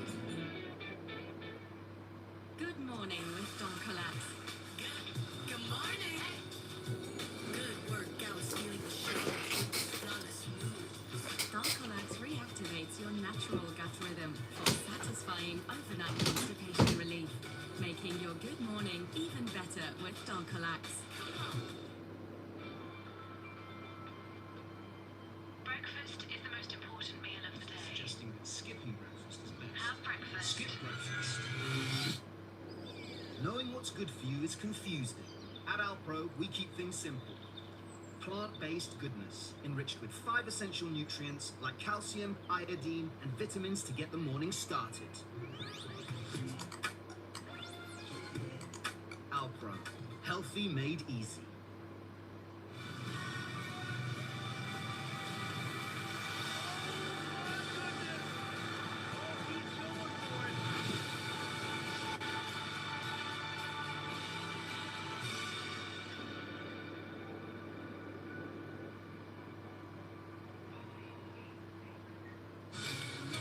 Smooth awakening, planned. Wild awakening, unplanned. Water park with the kids, planned. Finding your inner kid, unplanned. Swarovski stairs, planned. The way he stares, unplanned. When the perfect holiday is planned, the magic lives in the unplanned. MSC Cruises, best holiday ever. Club cat?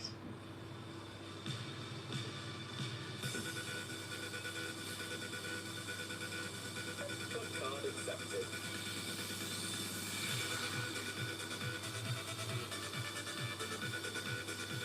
Feel the power to lower prices with Tesco Club Card. The Mazda CX-30. our stylish and compact SUV.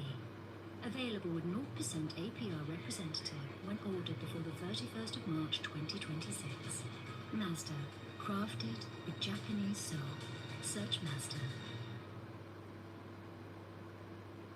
Bellies, we know you go through a lot. The highs and the pains. Buscopan is a treatment tailored just for you, for your pain-free cramps. Unlike painkillers, Buscopan's targeted action relaxes the cramp and starts relieving pain in 15 minutes. We love you, Bellies, for everything you do. Buscopan, your belly pain specialist.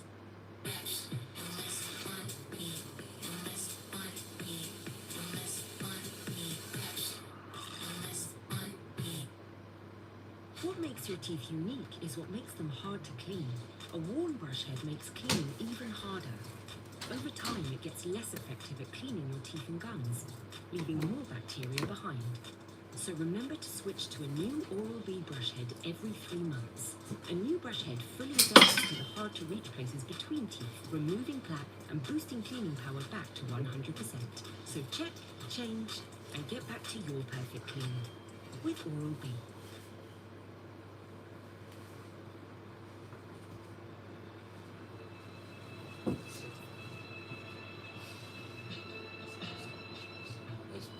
A moment of calm. Brought to you by Twinings. Alive in every drop. Here's a thought. Shouldn't the person that takes all the photos get to be in the photos sometimes, too? Google Pixel 10. This program is sponsored by Gorilla Waterproofing.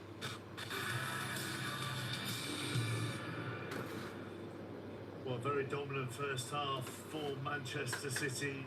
Micah, 3-0 up, Mamouche with the first. Yeah, I mentioned his movement before the game, Checkers. Unfortunately, that was very unlucky. But it's the first bit what I really like. The touch and then go. Sometimes in Haaland, there can be a bit static, stay in one position. But you see here, it's unfortunate there. But he deserved it for his willingness and running in the box. See there on that angle. Gets a bit fortunate, but he's deserved a goal today. The bizarre thing is that one of City's best performers has actually been James Trafford, in the fact that Newcastle could have responded to that early goal. And they needed to really, Trafford. Obviously, it looks like the tie's beyond them now, but these chances are absolutely massive. You think it was at the other end, I think they would have been more, first time it was Willock, brilliant off the line from Trafford, as 1v1 situation. And again, this is Anthony Gordon, who we know is a very good finisher when he gets into his position, but he just never really gets hold of us. But you've got to give James Trafford great credit again. He's so quick off his line, makes himself big, and you see the reaction players. And that was at 1-0. They have any chance of making a game of it, that one of them had to go in. We talked about pre-match Newcastle having success with this formation away to Paris Saint-Germain. The other thing about this formation is that Tottenham had real problems playing it against Manchester City at the weekend, and you've seen similar patterns here. Yeah, just because they tried to go man-to-man, and then Tonali's a little bit late here, and now you see the oceans of space in the middle of the park. Still a lot to do there. Newcastle trying to get back into position, and then Mamouche just there at the back post. Trippier, unfortunate, just can't sort his feet out. But here you see it perfectly on this angle here. Trying to go man-to-man, it's too late, and now there's too much space. And City in this form look deadly. Same how there was in Spurs in that first half. Semenyo onside, and then it's just waiting for the right ball to come across. Mamouche, right place, right time, and gets number 2. They've been cut to ribbons a bit, haven't they, Shay? It's just the balance, I think, makes us right. The balance in midfield. You see the space there now, like that. He's got acres now. Reinders around him, like no one near him, no one getting near him. Obviously, the centre half thing at bottom went all the way in there to try and press him. He gets turned, can't get back quick enough, and it's in. I think it's an easy finish in the end for Reinders. But you look at the balance. Look at the referee as now. Look at the space there, chappers. There's no balance in midfield. You're leaving 2v2 at the back. You're asking for trouble. You've got to go all the way. But then the two front guys are wide, aren't they? So that then gives the 3 centre halves something to think about. Yeah, they don't know where to stay or to go. Because Semenyo one side, Mamouche going really wide, and then the 3 centre halves thinking, what do we do here? And you see with Botman there, he went and he was thinking about shall I go, you should go all the way. If you're going in that role, Stop you have and to foil them or whatever. Stop them. Stop at the source. Seen two contrasting approaches, haven't we, the last two nights, and arguably neither of them have worked, and that's the big debate. And as Liam Rossini said last night, hindsight is a wonderful thing. They chose not to go for it and wait, and it didn't work. Newcastle have been more proactive, and they go in 3-0 down. Last night, obviously, the last couple of minutes, Chelsea could have nicked it. They've scored on the break, but they stayed in the game. We're sitting in at half time. It looks like Newcastle are out. That's it. That's the story. Okay, but keep watching.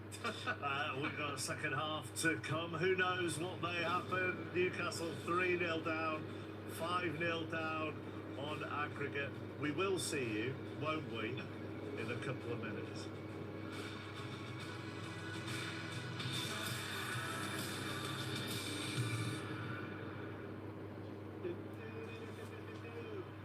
This program is sponsored by Gorilla Waterproofing.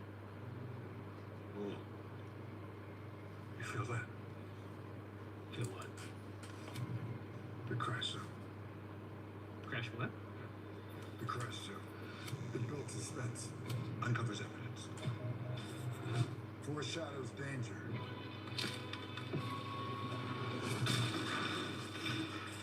You feel it now? Oh yeah. I guess I'll go and try and find a ladder.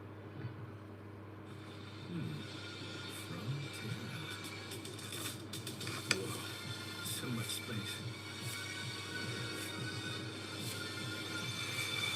Wow, it's electric. Whoa, great lights. Wow. New Vauxhall Frontera Electric. Available now from £23,995.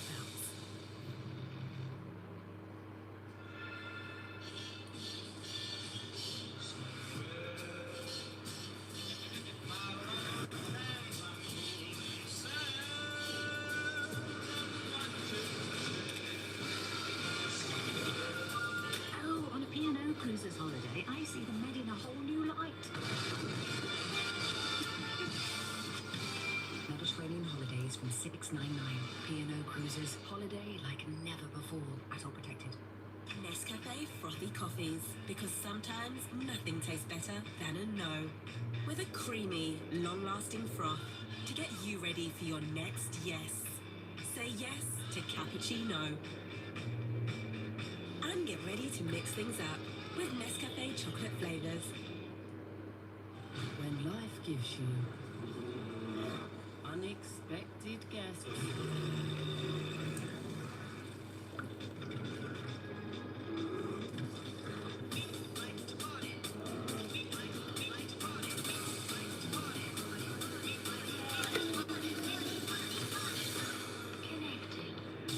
Oh, crisis averted then. With local restaurants and shops on delivery, now just got even better. In the Wren Winter Sale, you can get a Bosch dishwasher for just £149.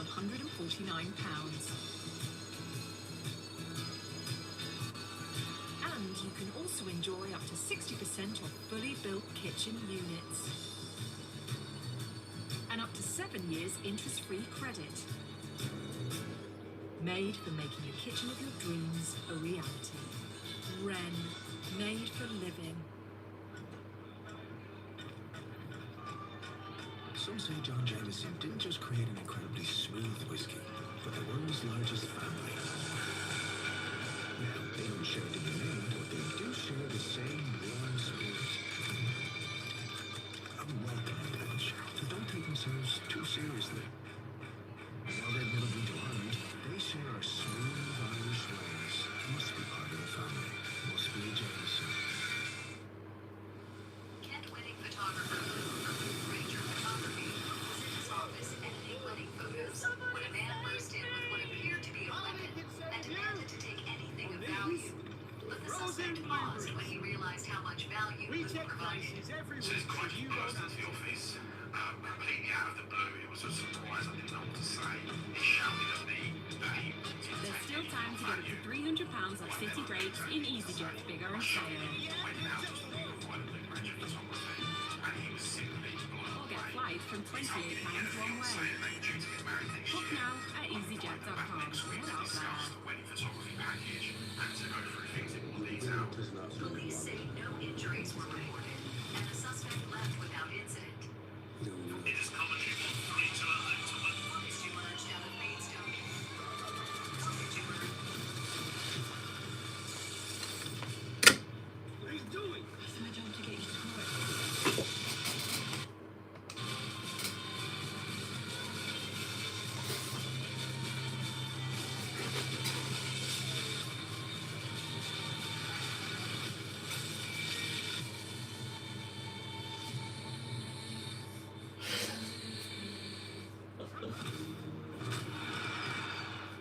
You're not seeing it anymore.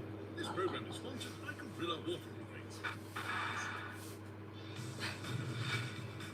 Well, neither were amongst the pre-season favourites, and yet the Seahawks and the Patriots are one game away from winning the Super Bowl. All the build-up on Sky Sports NFL on Sunday from 10. No longer drive the 206 bus. Utsy still has the respect. Utsy still has the respect of his former colleagues. Due to They decided to sit this one out with Coral Play Brace Tool. They're all taking a break. Football fashionistas, support Sandwich Brigade, hats off to them all. The guy skipped across the logo over here. We're here for safer gambling. I chased him across this one. We're Mark's match, he was catching the crook, but his actions outside to retrieve the stolen goods were seen by his bus company. Newcastle will be making several changes ahead of the second half, and the dilemma here, Shay, for Eddie Howe is how he manages this. They're out, aren't they, as you've said? But that is a busy next 6. Yeah, I'm really surprised actually that Barnes came on just before half time as well. I know that these few have come on to rest a few as well, but that fixture list is not easy. Obviously Brentford are flying as well in the Premier League, and they're away from this year. I think it's 2 wins in 12 Premier League away games And they've all got a season. very long journey to Carabao. Carabao is a long journey, yeah, and then they've got to go back and of course look at the game after that Carabao game as well, back here at the Etihad, and I think Jamie mentioned the commentary, you don't want it to turn out to be a cricket score. I mean, for these bad enough as it is, 5 on aggregate. I think Eddie will be saying that at half time, we don't want to go into a mad scoreline now. Difficult balancing act. It really is. It's difficult. We knew it was going to be difficult. We've had some chances, but it's not been good enough. Difficulties on the way. So. Okay. We shall hand Rob Hawthorne, the morbidly curious, back to you. We will see. Win the second half. That's what Newcastle have got to do now. On come the 3 Newcastle substitutes. Johan Wissa leading that trio onto the pitch.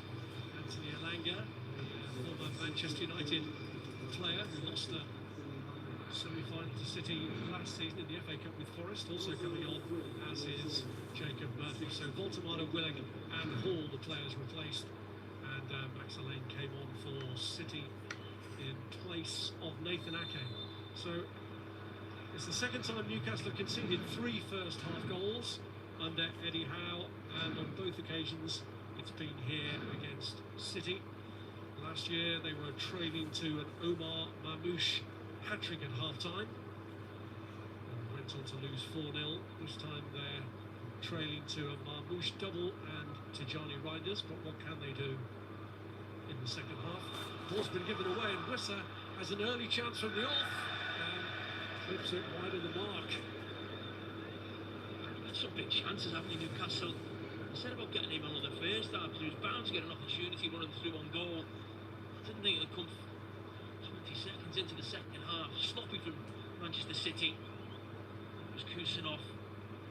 He just does enough to put him off there, gets back, he's got good pace.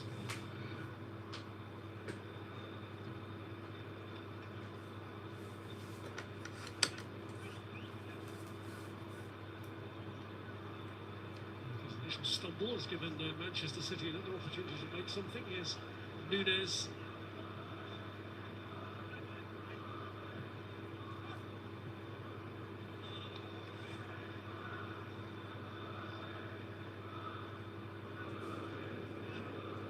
Footage emerged out.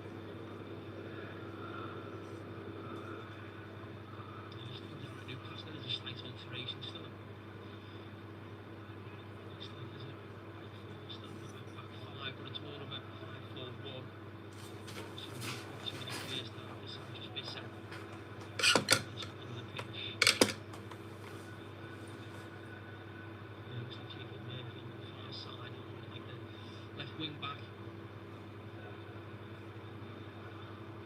Murphy taking the whole role, and with Newcastle having been forced into that one change before half-time and bringing on Harvey Barnes for the injured Anthony Gordon, just one substitute left now at Eddie Howe's disposal.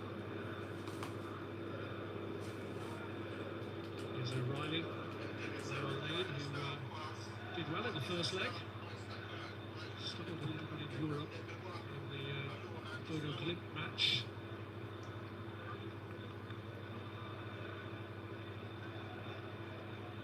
Just insistent on Newcastle. They're still pushing in the two centre-backs now. I'm sure you can get them in shot. Yeah, there they are there. Either side of the referee. There's Botman, Shaw really pushing in man-to-man. That's 2v2 now on the last line. Wasn't sure if we would see the end of that, but we haven't. Said a slight alteration, you should have one striker. Give you a little bit more protection now for that back five with four in front of them rather than three.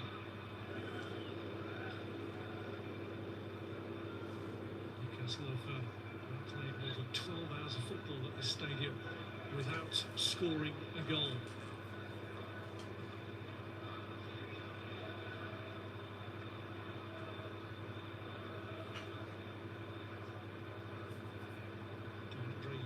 Consolation goal in a 2-1 defeat here back in September 2018, the last time Newcastle registered at the Etihad.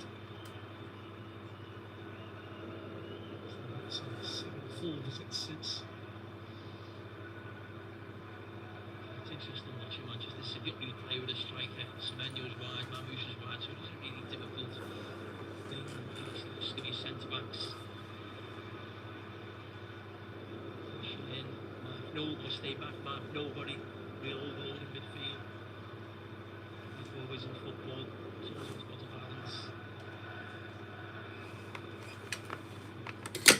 Mamouche.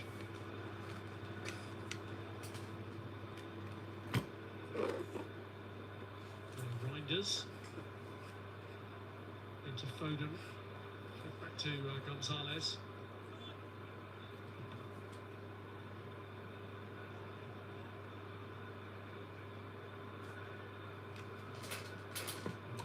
Shown for it, but the other way was looked towards, and Trippier tries to launch one here for Johan Wissa, but Kusanov, who had a difficult start to his City career, but has put in some good performances since he's acclimatised, is in control again there. Yeah, he had a really difficult debut. You'll remember. Every time I watch him, I like him. That type of sort of centre-back you think will play right back, which he has done quite a bit, but how great athleticism.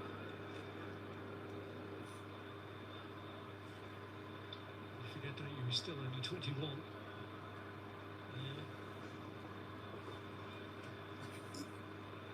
Now Alanga trying to get the run on Max Alain. Can he get it across here? No. Defender does his job.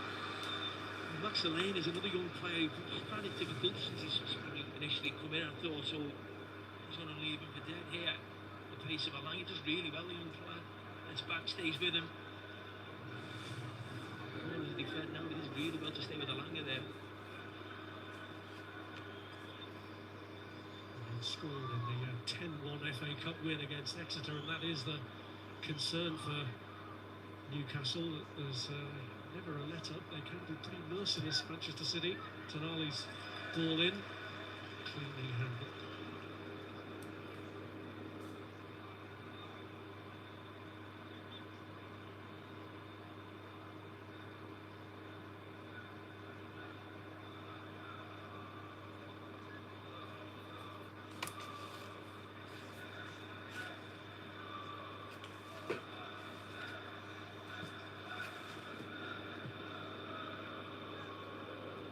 Semenyo.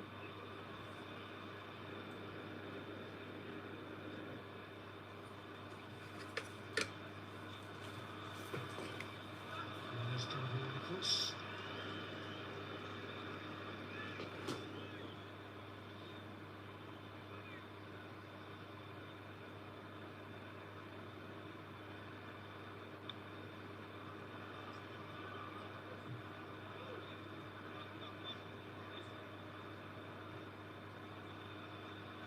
Chow under pressure.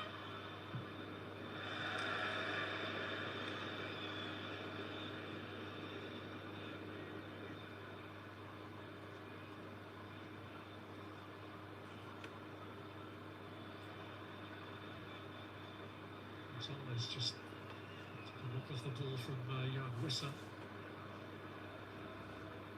Here's Kasanov.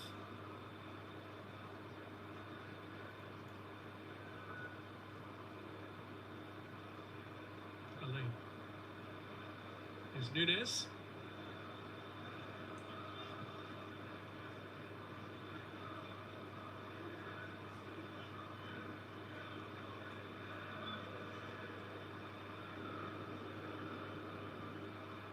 This is O'Reilly. Marmouche with the touch, delicate one into the path of Reinders. And Botman fends him off to ensure he can't get his second of the evening.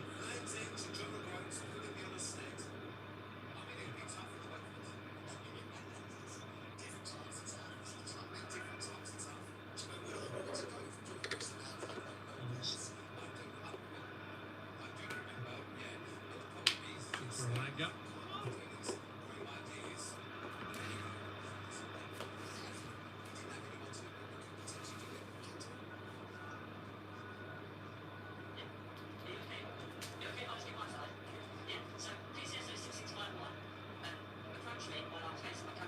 Gonzalez. This thing has been tried by Jacob Murphy now. Whistle will try and unsettle the goalkeeper. Botman's header. To Semenyo. Reinders has made a run from deep if he can slide it through to him. Cut out by Trippier. Barnes. Chow.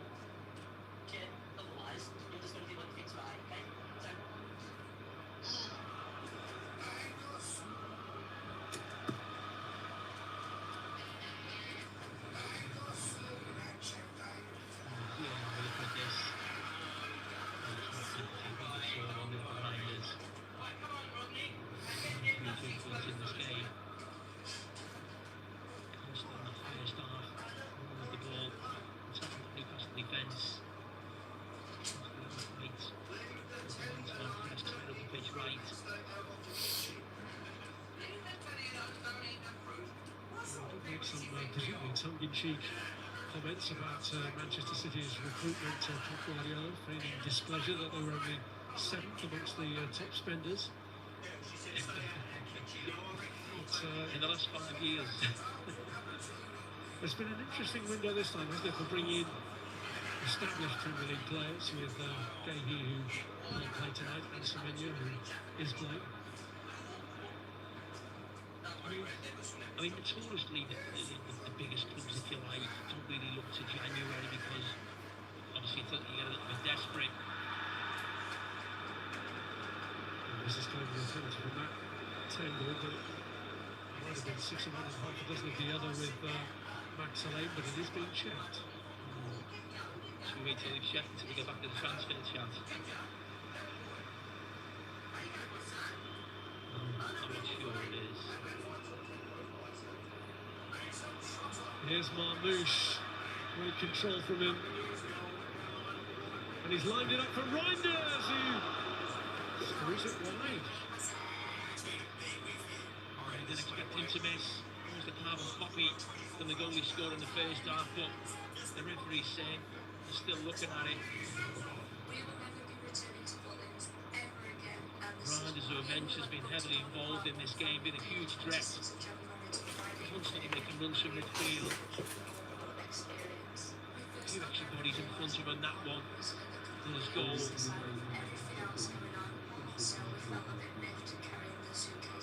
challenge.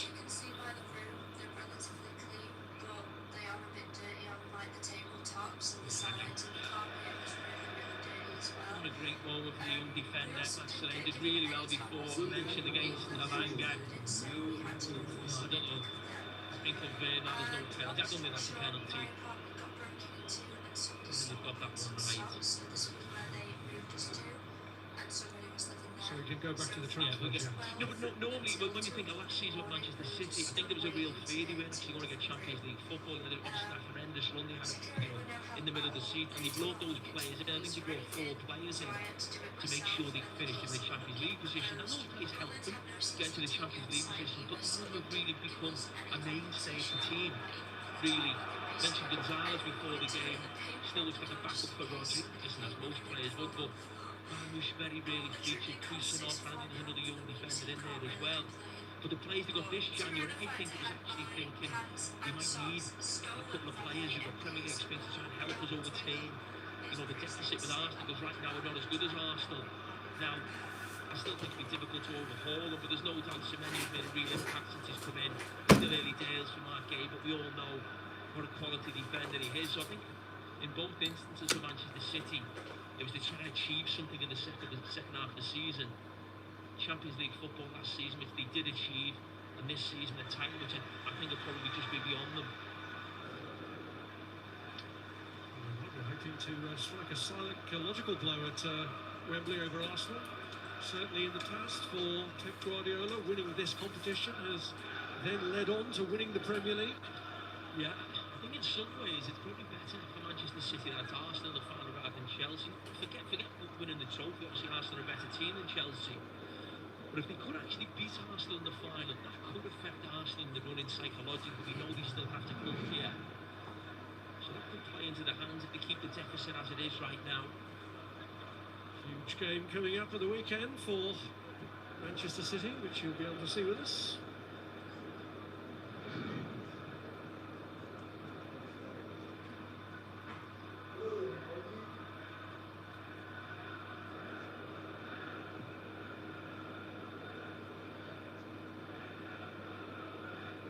Here's Gonzalez. To Nunes.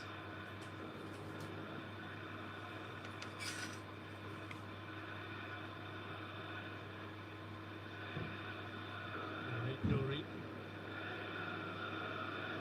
Foden.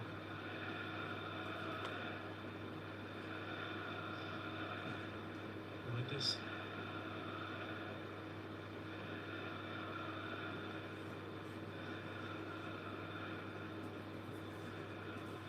Semenyo. Retrieved. Big chant there for here from the Newcastle end. Eddie Howe's Black and White Army. Still a bit back, and rightly so.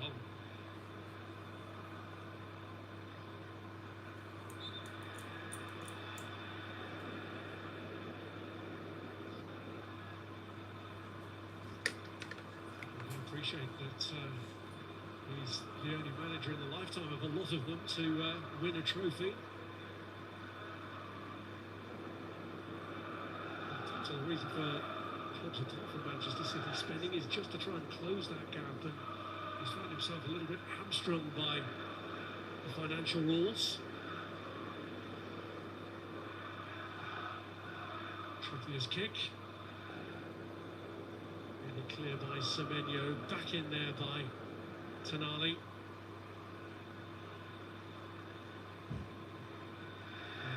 And hit in the end from Malik Chow, and the ball finally landed towards the deck. It was well off the mark.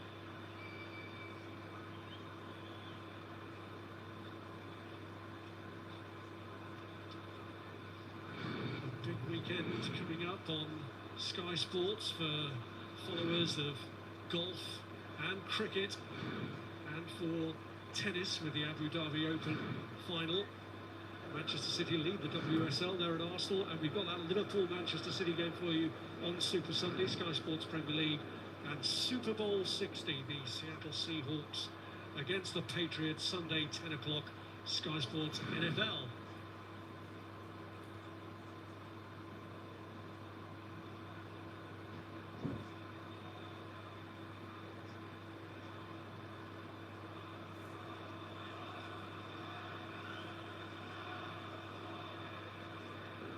Newcastle at least break their recent scoring duck here to give themselves something of a boost on an otherwise depressing evening.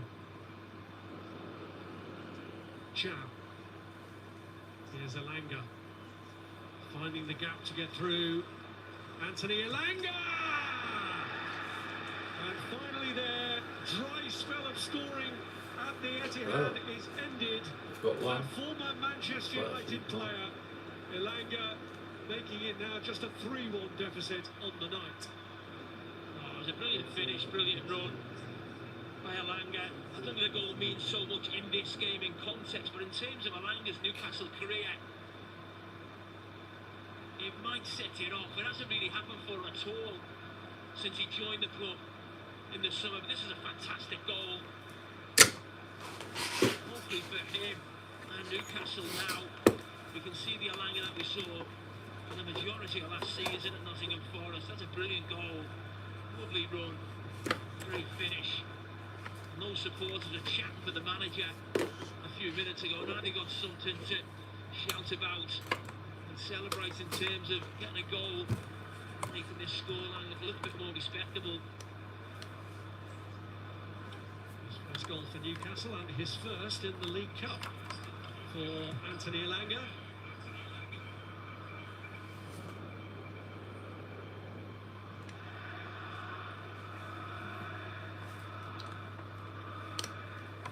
Ramsey.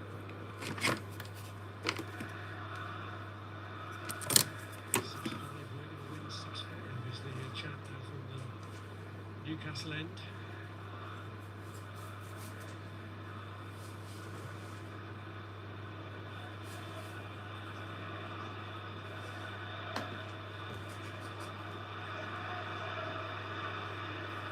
So, 752 minutes, over 12 hours of football here at the Etihad. Anthony becomes the first Newcastle player to score for them at this ground since DeAndre Yedlin.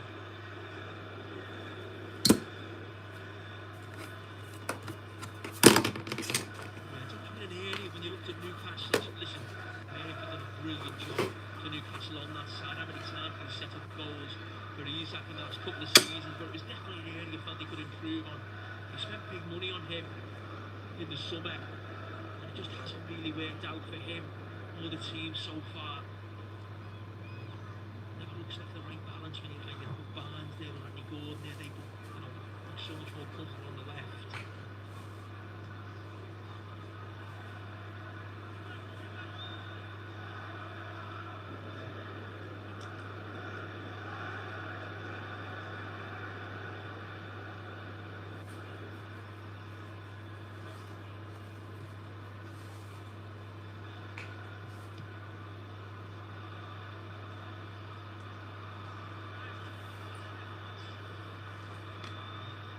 Standard. It's been a lean spell lately, 2 in his last 11 for Erling Haaland. Yeah, I think if he comes on, they'll have to win 7-6. Newcastle, maybe 6-5.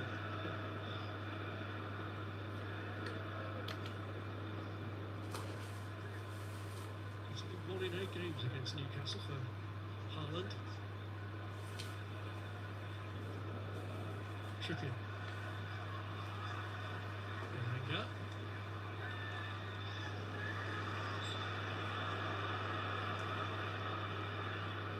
Was fouled.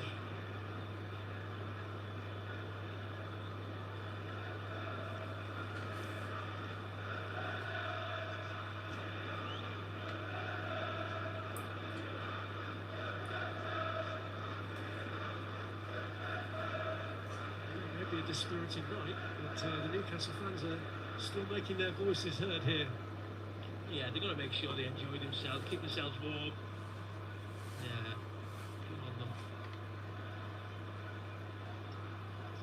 3 times finalists, including 2 of the last 3. First of those finals was a defeat to Manchester City back in 1976.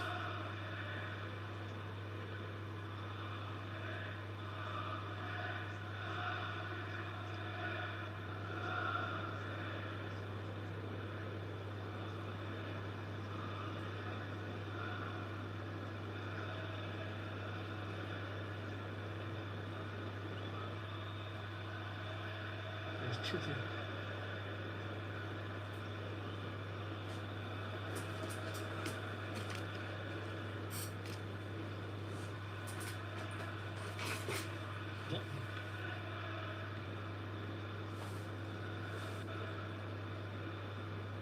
Trippier. Now Elanga. Here goes Wissa. And driven across to Harvey Barnes. And Barnes slots it in, but the flag has gone up. Either he or Wissa were offside. Yeah, they looked a long way offside as well. Surprised Elanga made the pass. He looks, I mean, when Elanga makes the pass, I mean, this is so far beyond the last line. You've got to see that as a player and just, make the run yourself and try and beat the defender. Really good finish at Barnes. He is a really good finisher. Really good goal scorer on record, Barnes, but, well offside. So some changes here coming from Manchester City, including Ryan Shirky coming on, who got the goal that from the end of the first leg very much tipped the tie in Manchester City's balance. And that late goal and the early one here pretty much had the script written.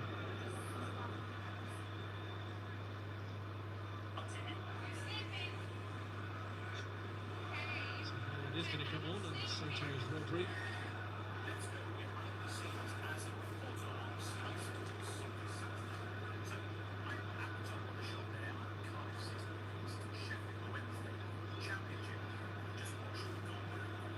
Chow.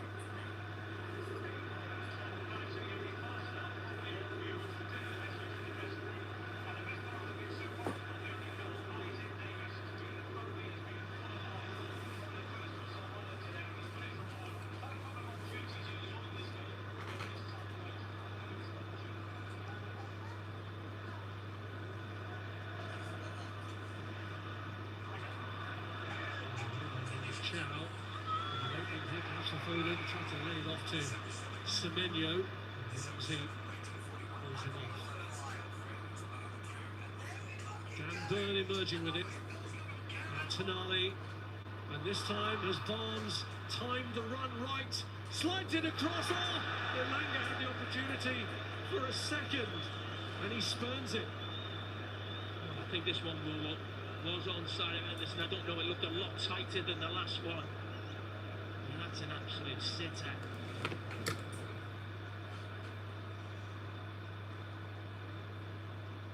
Ooh, that is tight. I mean, absolutely no excuse for not putting that on the target. Maybe if you hit the goalkeeper straight at him, we'd still say it was a poor finish. That's so poor. Just trying to get his Newcastle career going. And listen, he'd be delighted with tonight coming on and getting a really good goal, but imagine banging two in, making this place really nervous.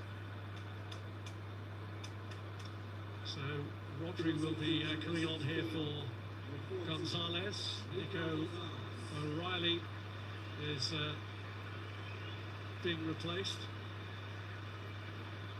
In fact, it's O'Reilly, not Nico Gonzalez, is coming off. Nico O'Reilly being replaced by the 16, Rodri. Semenyo is making way for Holland, so he's going to be in tandem with Omar Marmoush, who's got 2 goals already.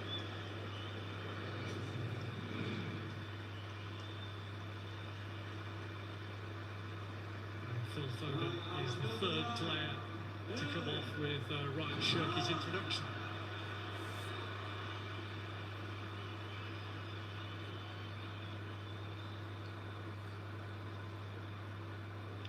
Shirky carry on his run of scoring in this competition. He scored in the last 3 games in it.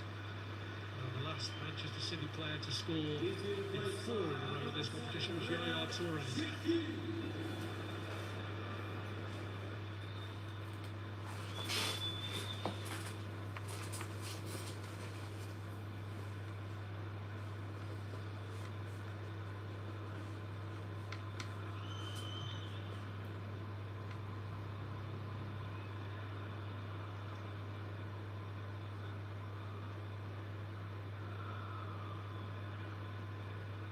Jacob Murphy sliding that one round. Elanga. Not sure again whether he would have been offside. In fact, he was offside. The flag's gone up.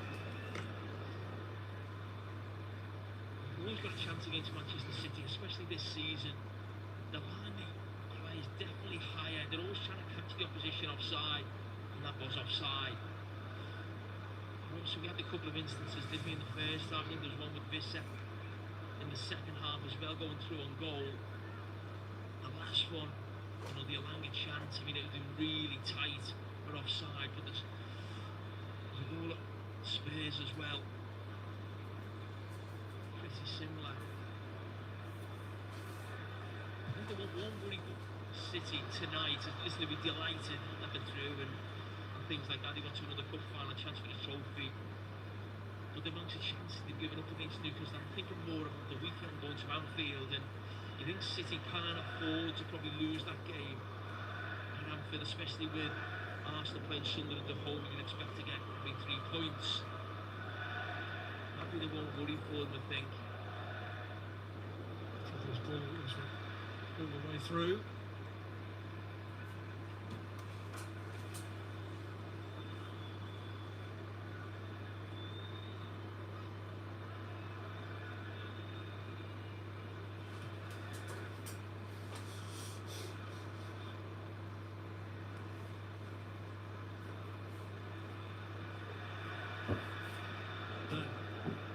Barnes is onto it. Harvey Barnes. Reinders. Credit to Newcastle and Eddie Howe and those players. They've been brilliant here second half. I thought it would be so difficult as a player in the second half like this. When you know the tie's gone, it's hard not to motivate yourself. You can be really professional to make sure you don't embarrass yourselves in the second half. And they've done really well. I think you mentioned something in the second half, and that, listen, we've all had that launching to us at a half time at some stage of our careers. When you're playing against the side of this quality, the pitch is so big. You decided to go after them, you can't really do that. As I said, the quality played through you. So to be in a position where they are 1-0 up, not just scored a goal, they've been on the front foot, lots of chances. Manchester City haven't had too many. And we know, we've all been in Manchester City's position as players where you switch off a little bit, the time has won. But credit to Newcastle, certainly wasn't easy for Eddie Howe at half time. How to restructure the team, make substitutions. It's good pressure, and Marmouche in for the hat-trick. It's been brought back for the foul in the first place, so he's pretty much going through the motions. Ramsey was fouled.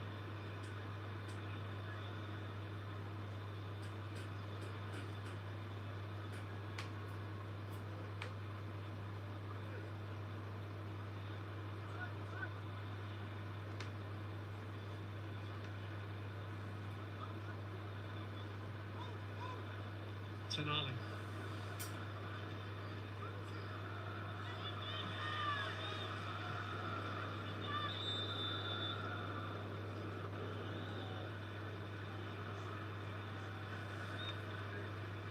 So using their change, and Asuna was the player that they introduce at the expense of their captain for the evening, Kieran Trippier.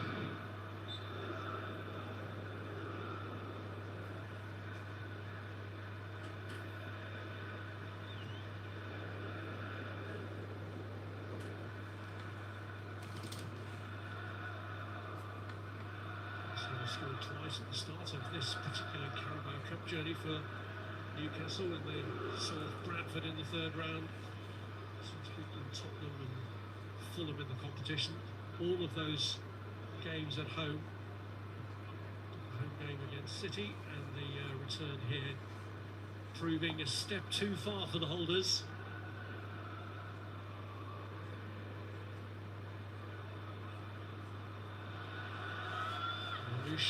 Still with eyes on another treble, but he wasn't setting one up here. It's cleared by Dan Burn.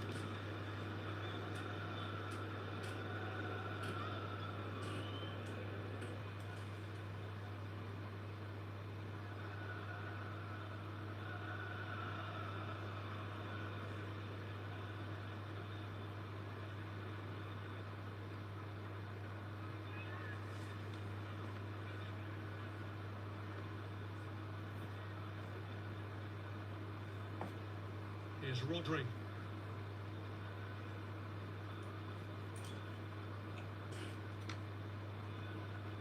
Kassanov. Now Nunes.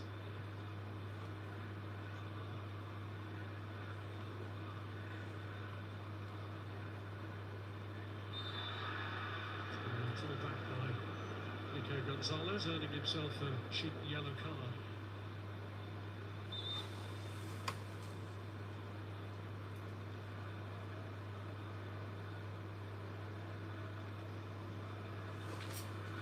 So the second booking of the night, both to Manchester City players, following Nunes into the book.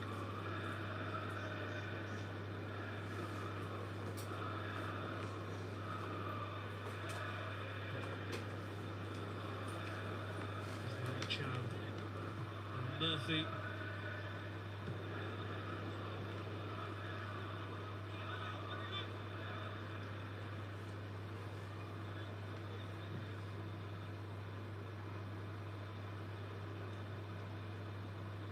Through to Gonzalez.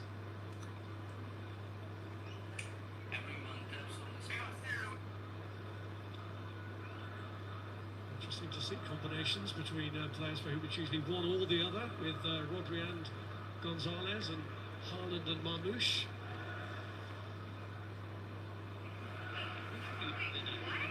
Maybe makes understand he was coming off initially, and then Gonzalez and Rodri.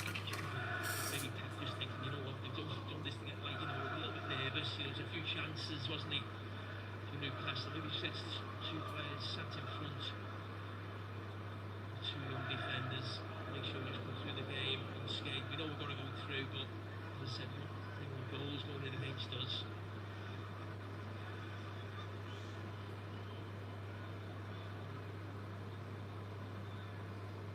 Kassanov.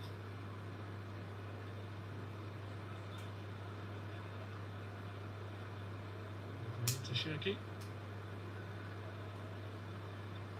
By Reinders. Haaland.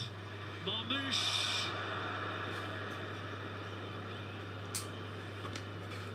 Shirky wanted it pulled back to him.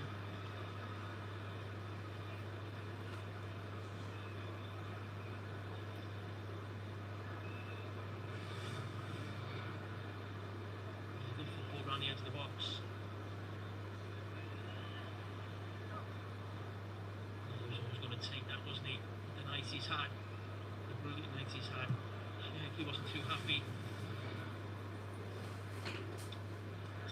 27 this Saturday, there's Omar Marmoush. It was a 14-minute hat-trick he got in the last meeting between these sides here, the 4-0 Premier League victory last season.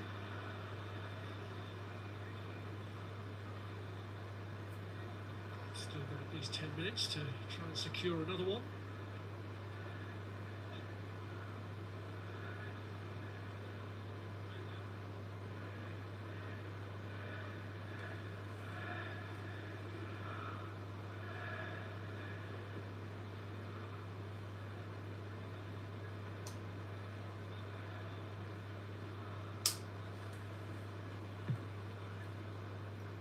Kick.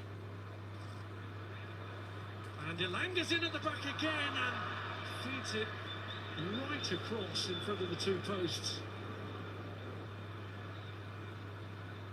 And he should have scored 3 Newcastle tonight. I think that would be fair. The chances that they've had. It feels like this is going to be a certain goal as soon as it goes across there. Kusanov does well there to make sure. I think it's Vissa doesn't get on the end of it. It's not great for Manchester City dealing with that set piece. As I said, he does well at the back post there, Kusanov.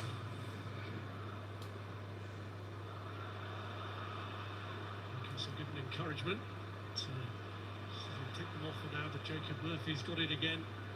Here's Elanga. She took the sting out of it.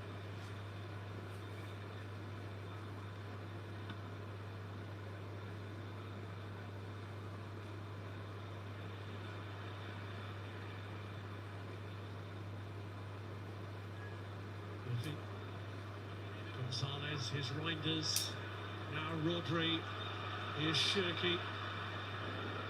Haaland's made the run into the centre, danger here for Newcastle. And has his problems in front of goal against them, denied by Ramsdale. Well, it was great football all round, a passion shake with his right foot. We are watching one of the most two-footed players I think we've ever seen in the Premier League. Exactly in the right position that was for Haaland just to take that on. Brilliant weight on the pass from this man. He's been brilliant in a Manchester City shirt this season. Shaky. So was he until the last few weeks, but I'm sure it'll come back.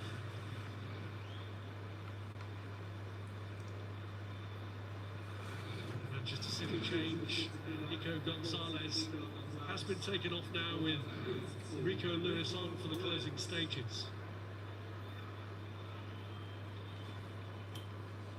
Well, this comes short.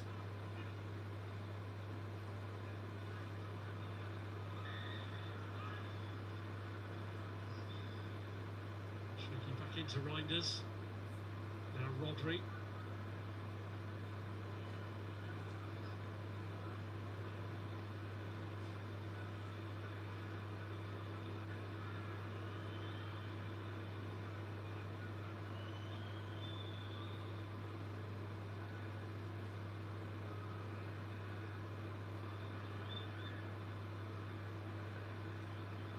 Reinders. Rissa catching him from behind.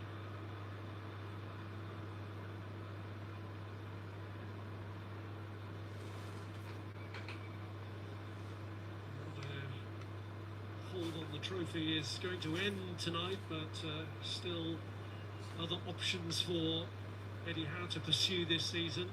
The league position to get them back into the Champions League next season. The Champions League itself via a playoff, and the FA Cup as well, in which they'll face Aston Villa in the next round.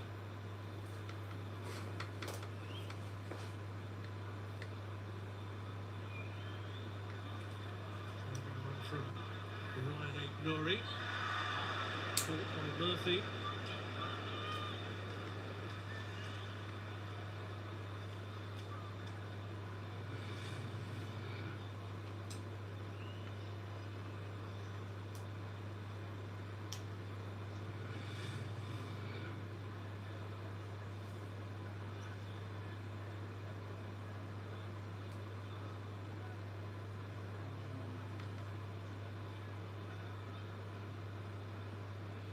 Newcastle have managed to sort themselves out after a difficult first 45 minutes in this second leg. They got themselves a goal. And they pulled out after this raft of changes that Pep Guardiola has made. Ryan Shirky, one of the substitutes, drives one in. It was away from Holland and straight down Ramsdale's throat.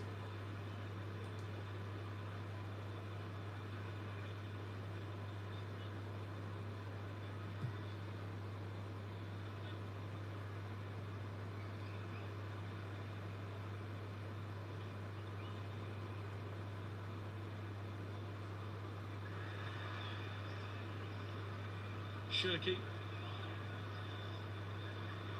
With a great driving run from him. Haaland! Still can't see. Forcing another save from Ramsdale. And this time you see Shaky just all on his left foot. Everything with the left this time. Feeds it to Haaland. I think it's a shot away with his right. You don't see that too often either.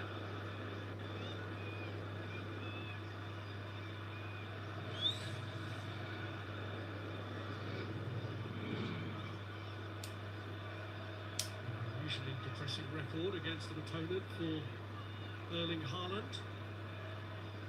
He scored in the semi-final for City either. Could that be about to change in the little time that remains?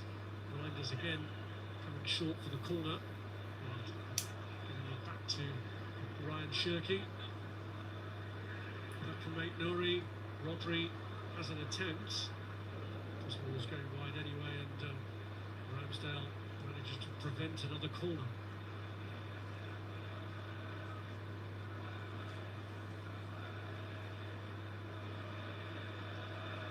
City then heading for a 10th final. Guardiola has overseen 4 of their 8 wins. Only Liverpool have won this competition more.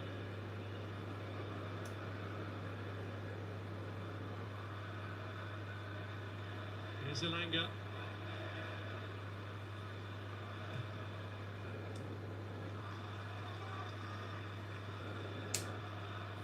Shirky.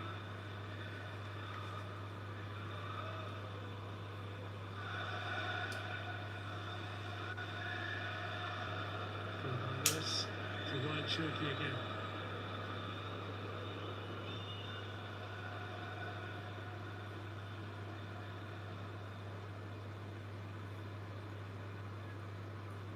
So they've only lost one of the 9 finals they've been in. Was to Wolves 2 years before they won it against Newcastle. It was the second of their victories in the final. Shirky's attempt there. Tonali was the scorer of that winning goal for City against Newcastle. Was Newcastle born Dennis Stewart, a former Sunderland player, who scored one of the final's most memorable goals with an overhead kick.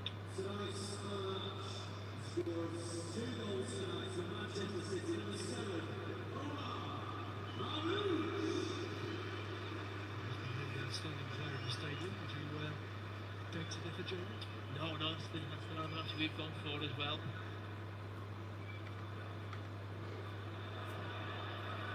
Marissa trying to get through, held up there by Cassano.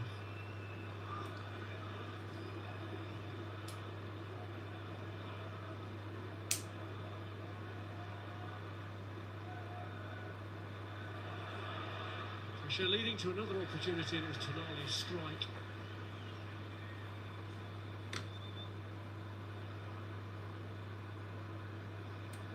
Shirky off. How did he get through there?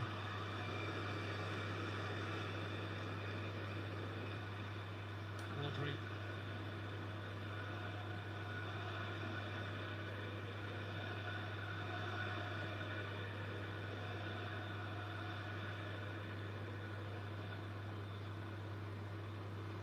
Reinders.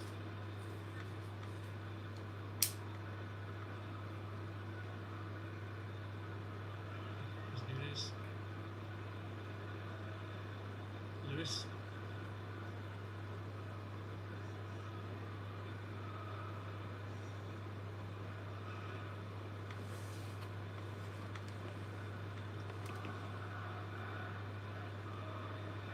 Rodri.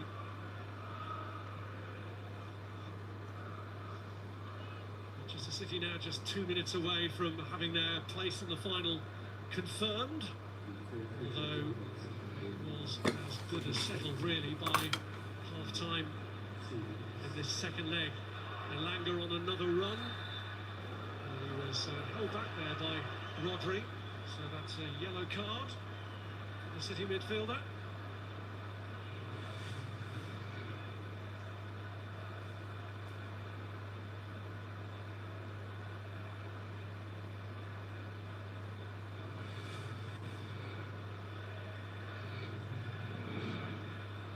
Still getting back up to speed, isn't he, Rodri? Fantastic play. You can still see his class with his passing every time he's on the ball. But probably just that little bit of sharpness.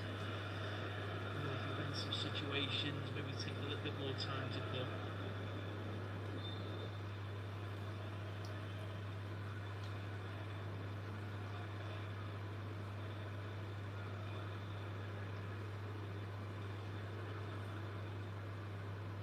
Just rolls it back from Murphy to try and angle one in. That's a straightforward clearance from Ryan Nori.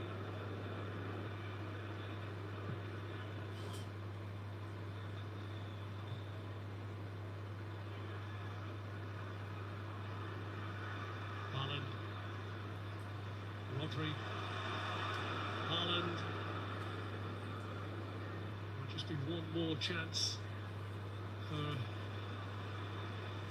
trick to be completed, or for a fourth City goal on the night to be scored.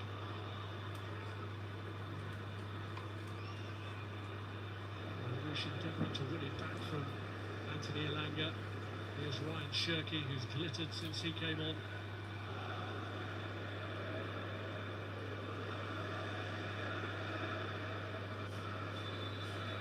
The top two teams in the Premier League will fight it out in the Carabao Cup final. Pep Guardiola sent for a date with his former coach Mikel Arteta and Arsenal at Wembley on March the 22nd. Tied and tipped City's way from the first leg. Went away from Newcastle when Omar Mamouche scored early, the first of his 2 goals on the night. And then Tijani Reinders made it even more difficult for Newcastle with a third before half-time. Newcastle, to their credit, gave it a go in the second half and did get a reward with a goal from Anthony Elanga. But it will be a repeat of the 2018 final, the first of Pep Guardiola's 4 wins as City boss, when Manchester City take on Arsenal in the final of this competition. It finishes 3-1 on the night, 5-1 on aggregate to City. Thank you, Rob. Thank you, Jamie. It was very comfortable for City that day back in 2018. They beat Arsenal by 3 goals still. You definitely sense it will be a much tighter affair this time round. And they kind of, City managed their way through that second half, didn't they, Mike? And Newcastle had chances and they scored, but City managed their way through it. Yeah, I thought City were excellent that first half in terms of dominating the game, scoring the goals, finishing them off. Obviously, first goal was very vital. It was a good professional performance.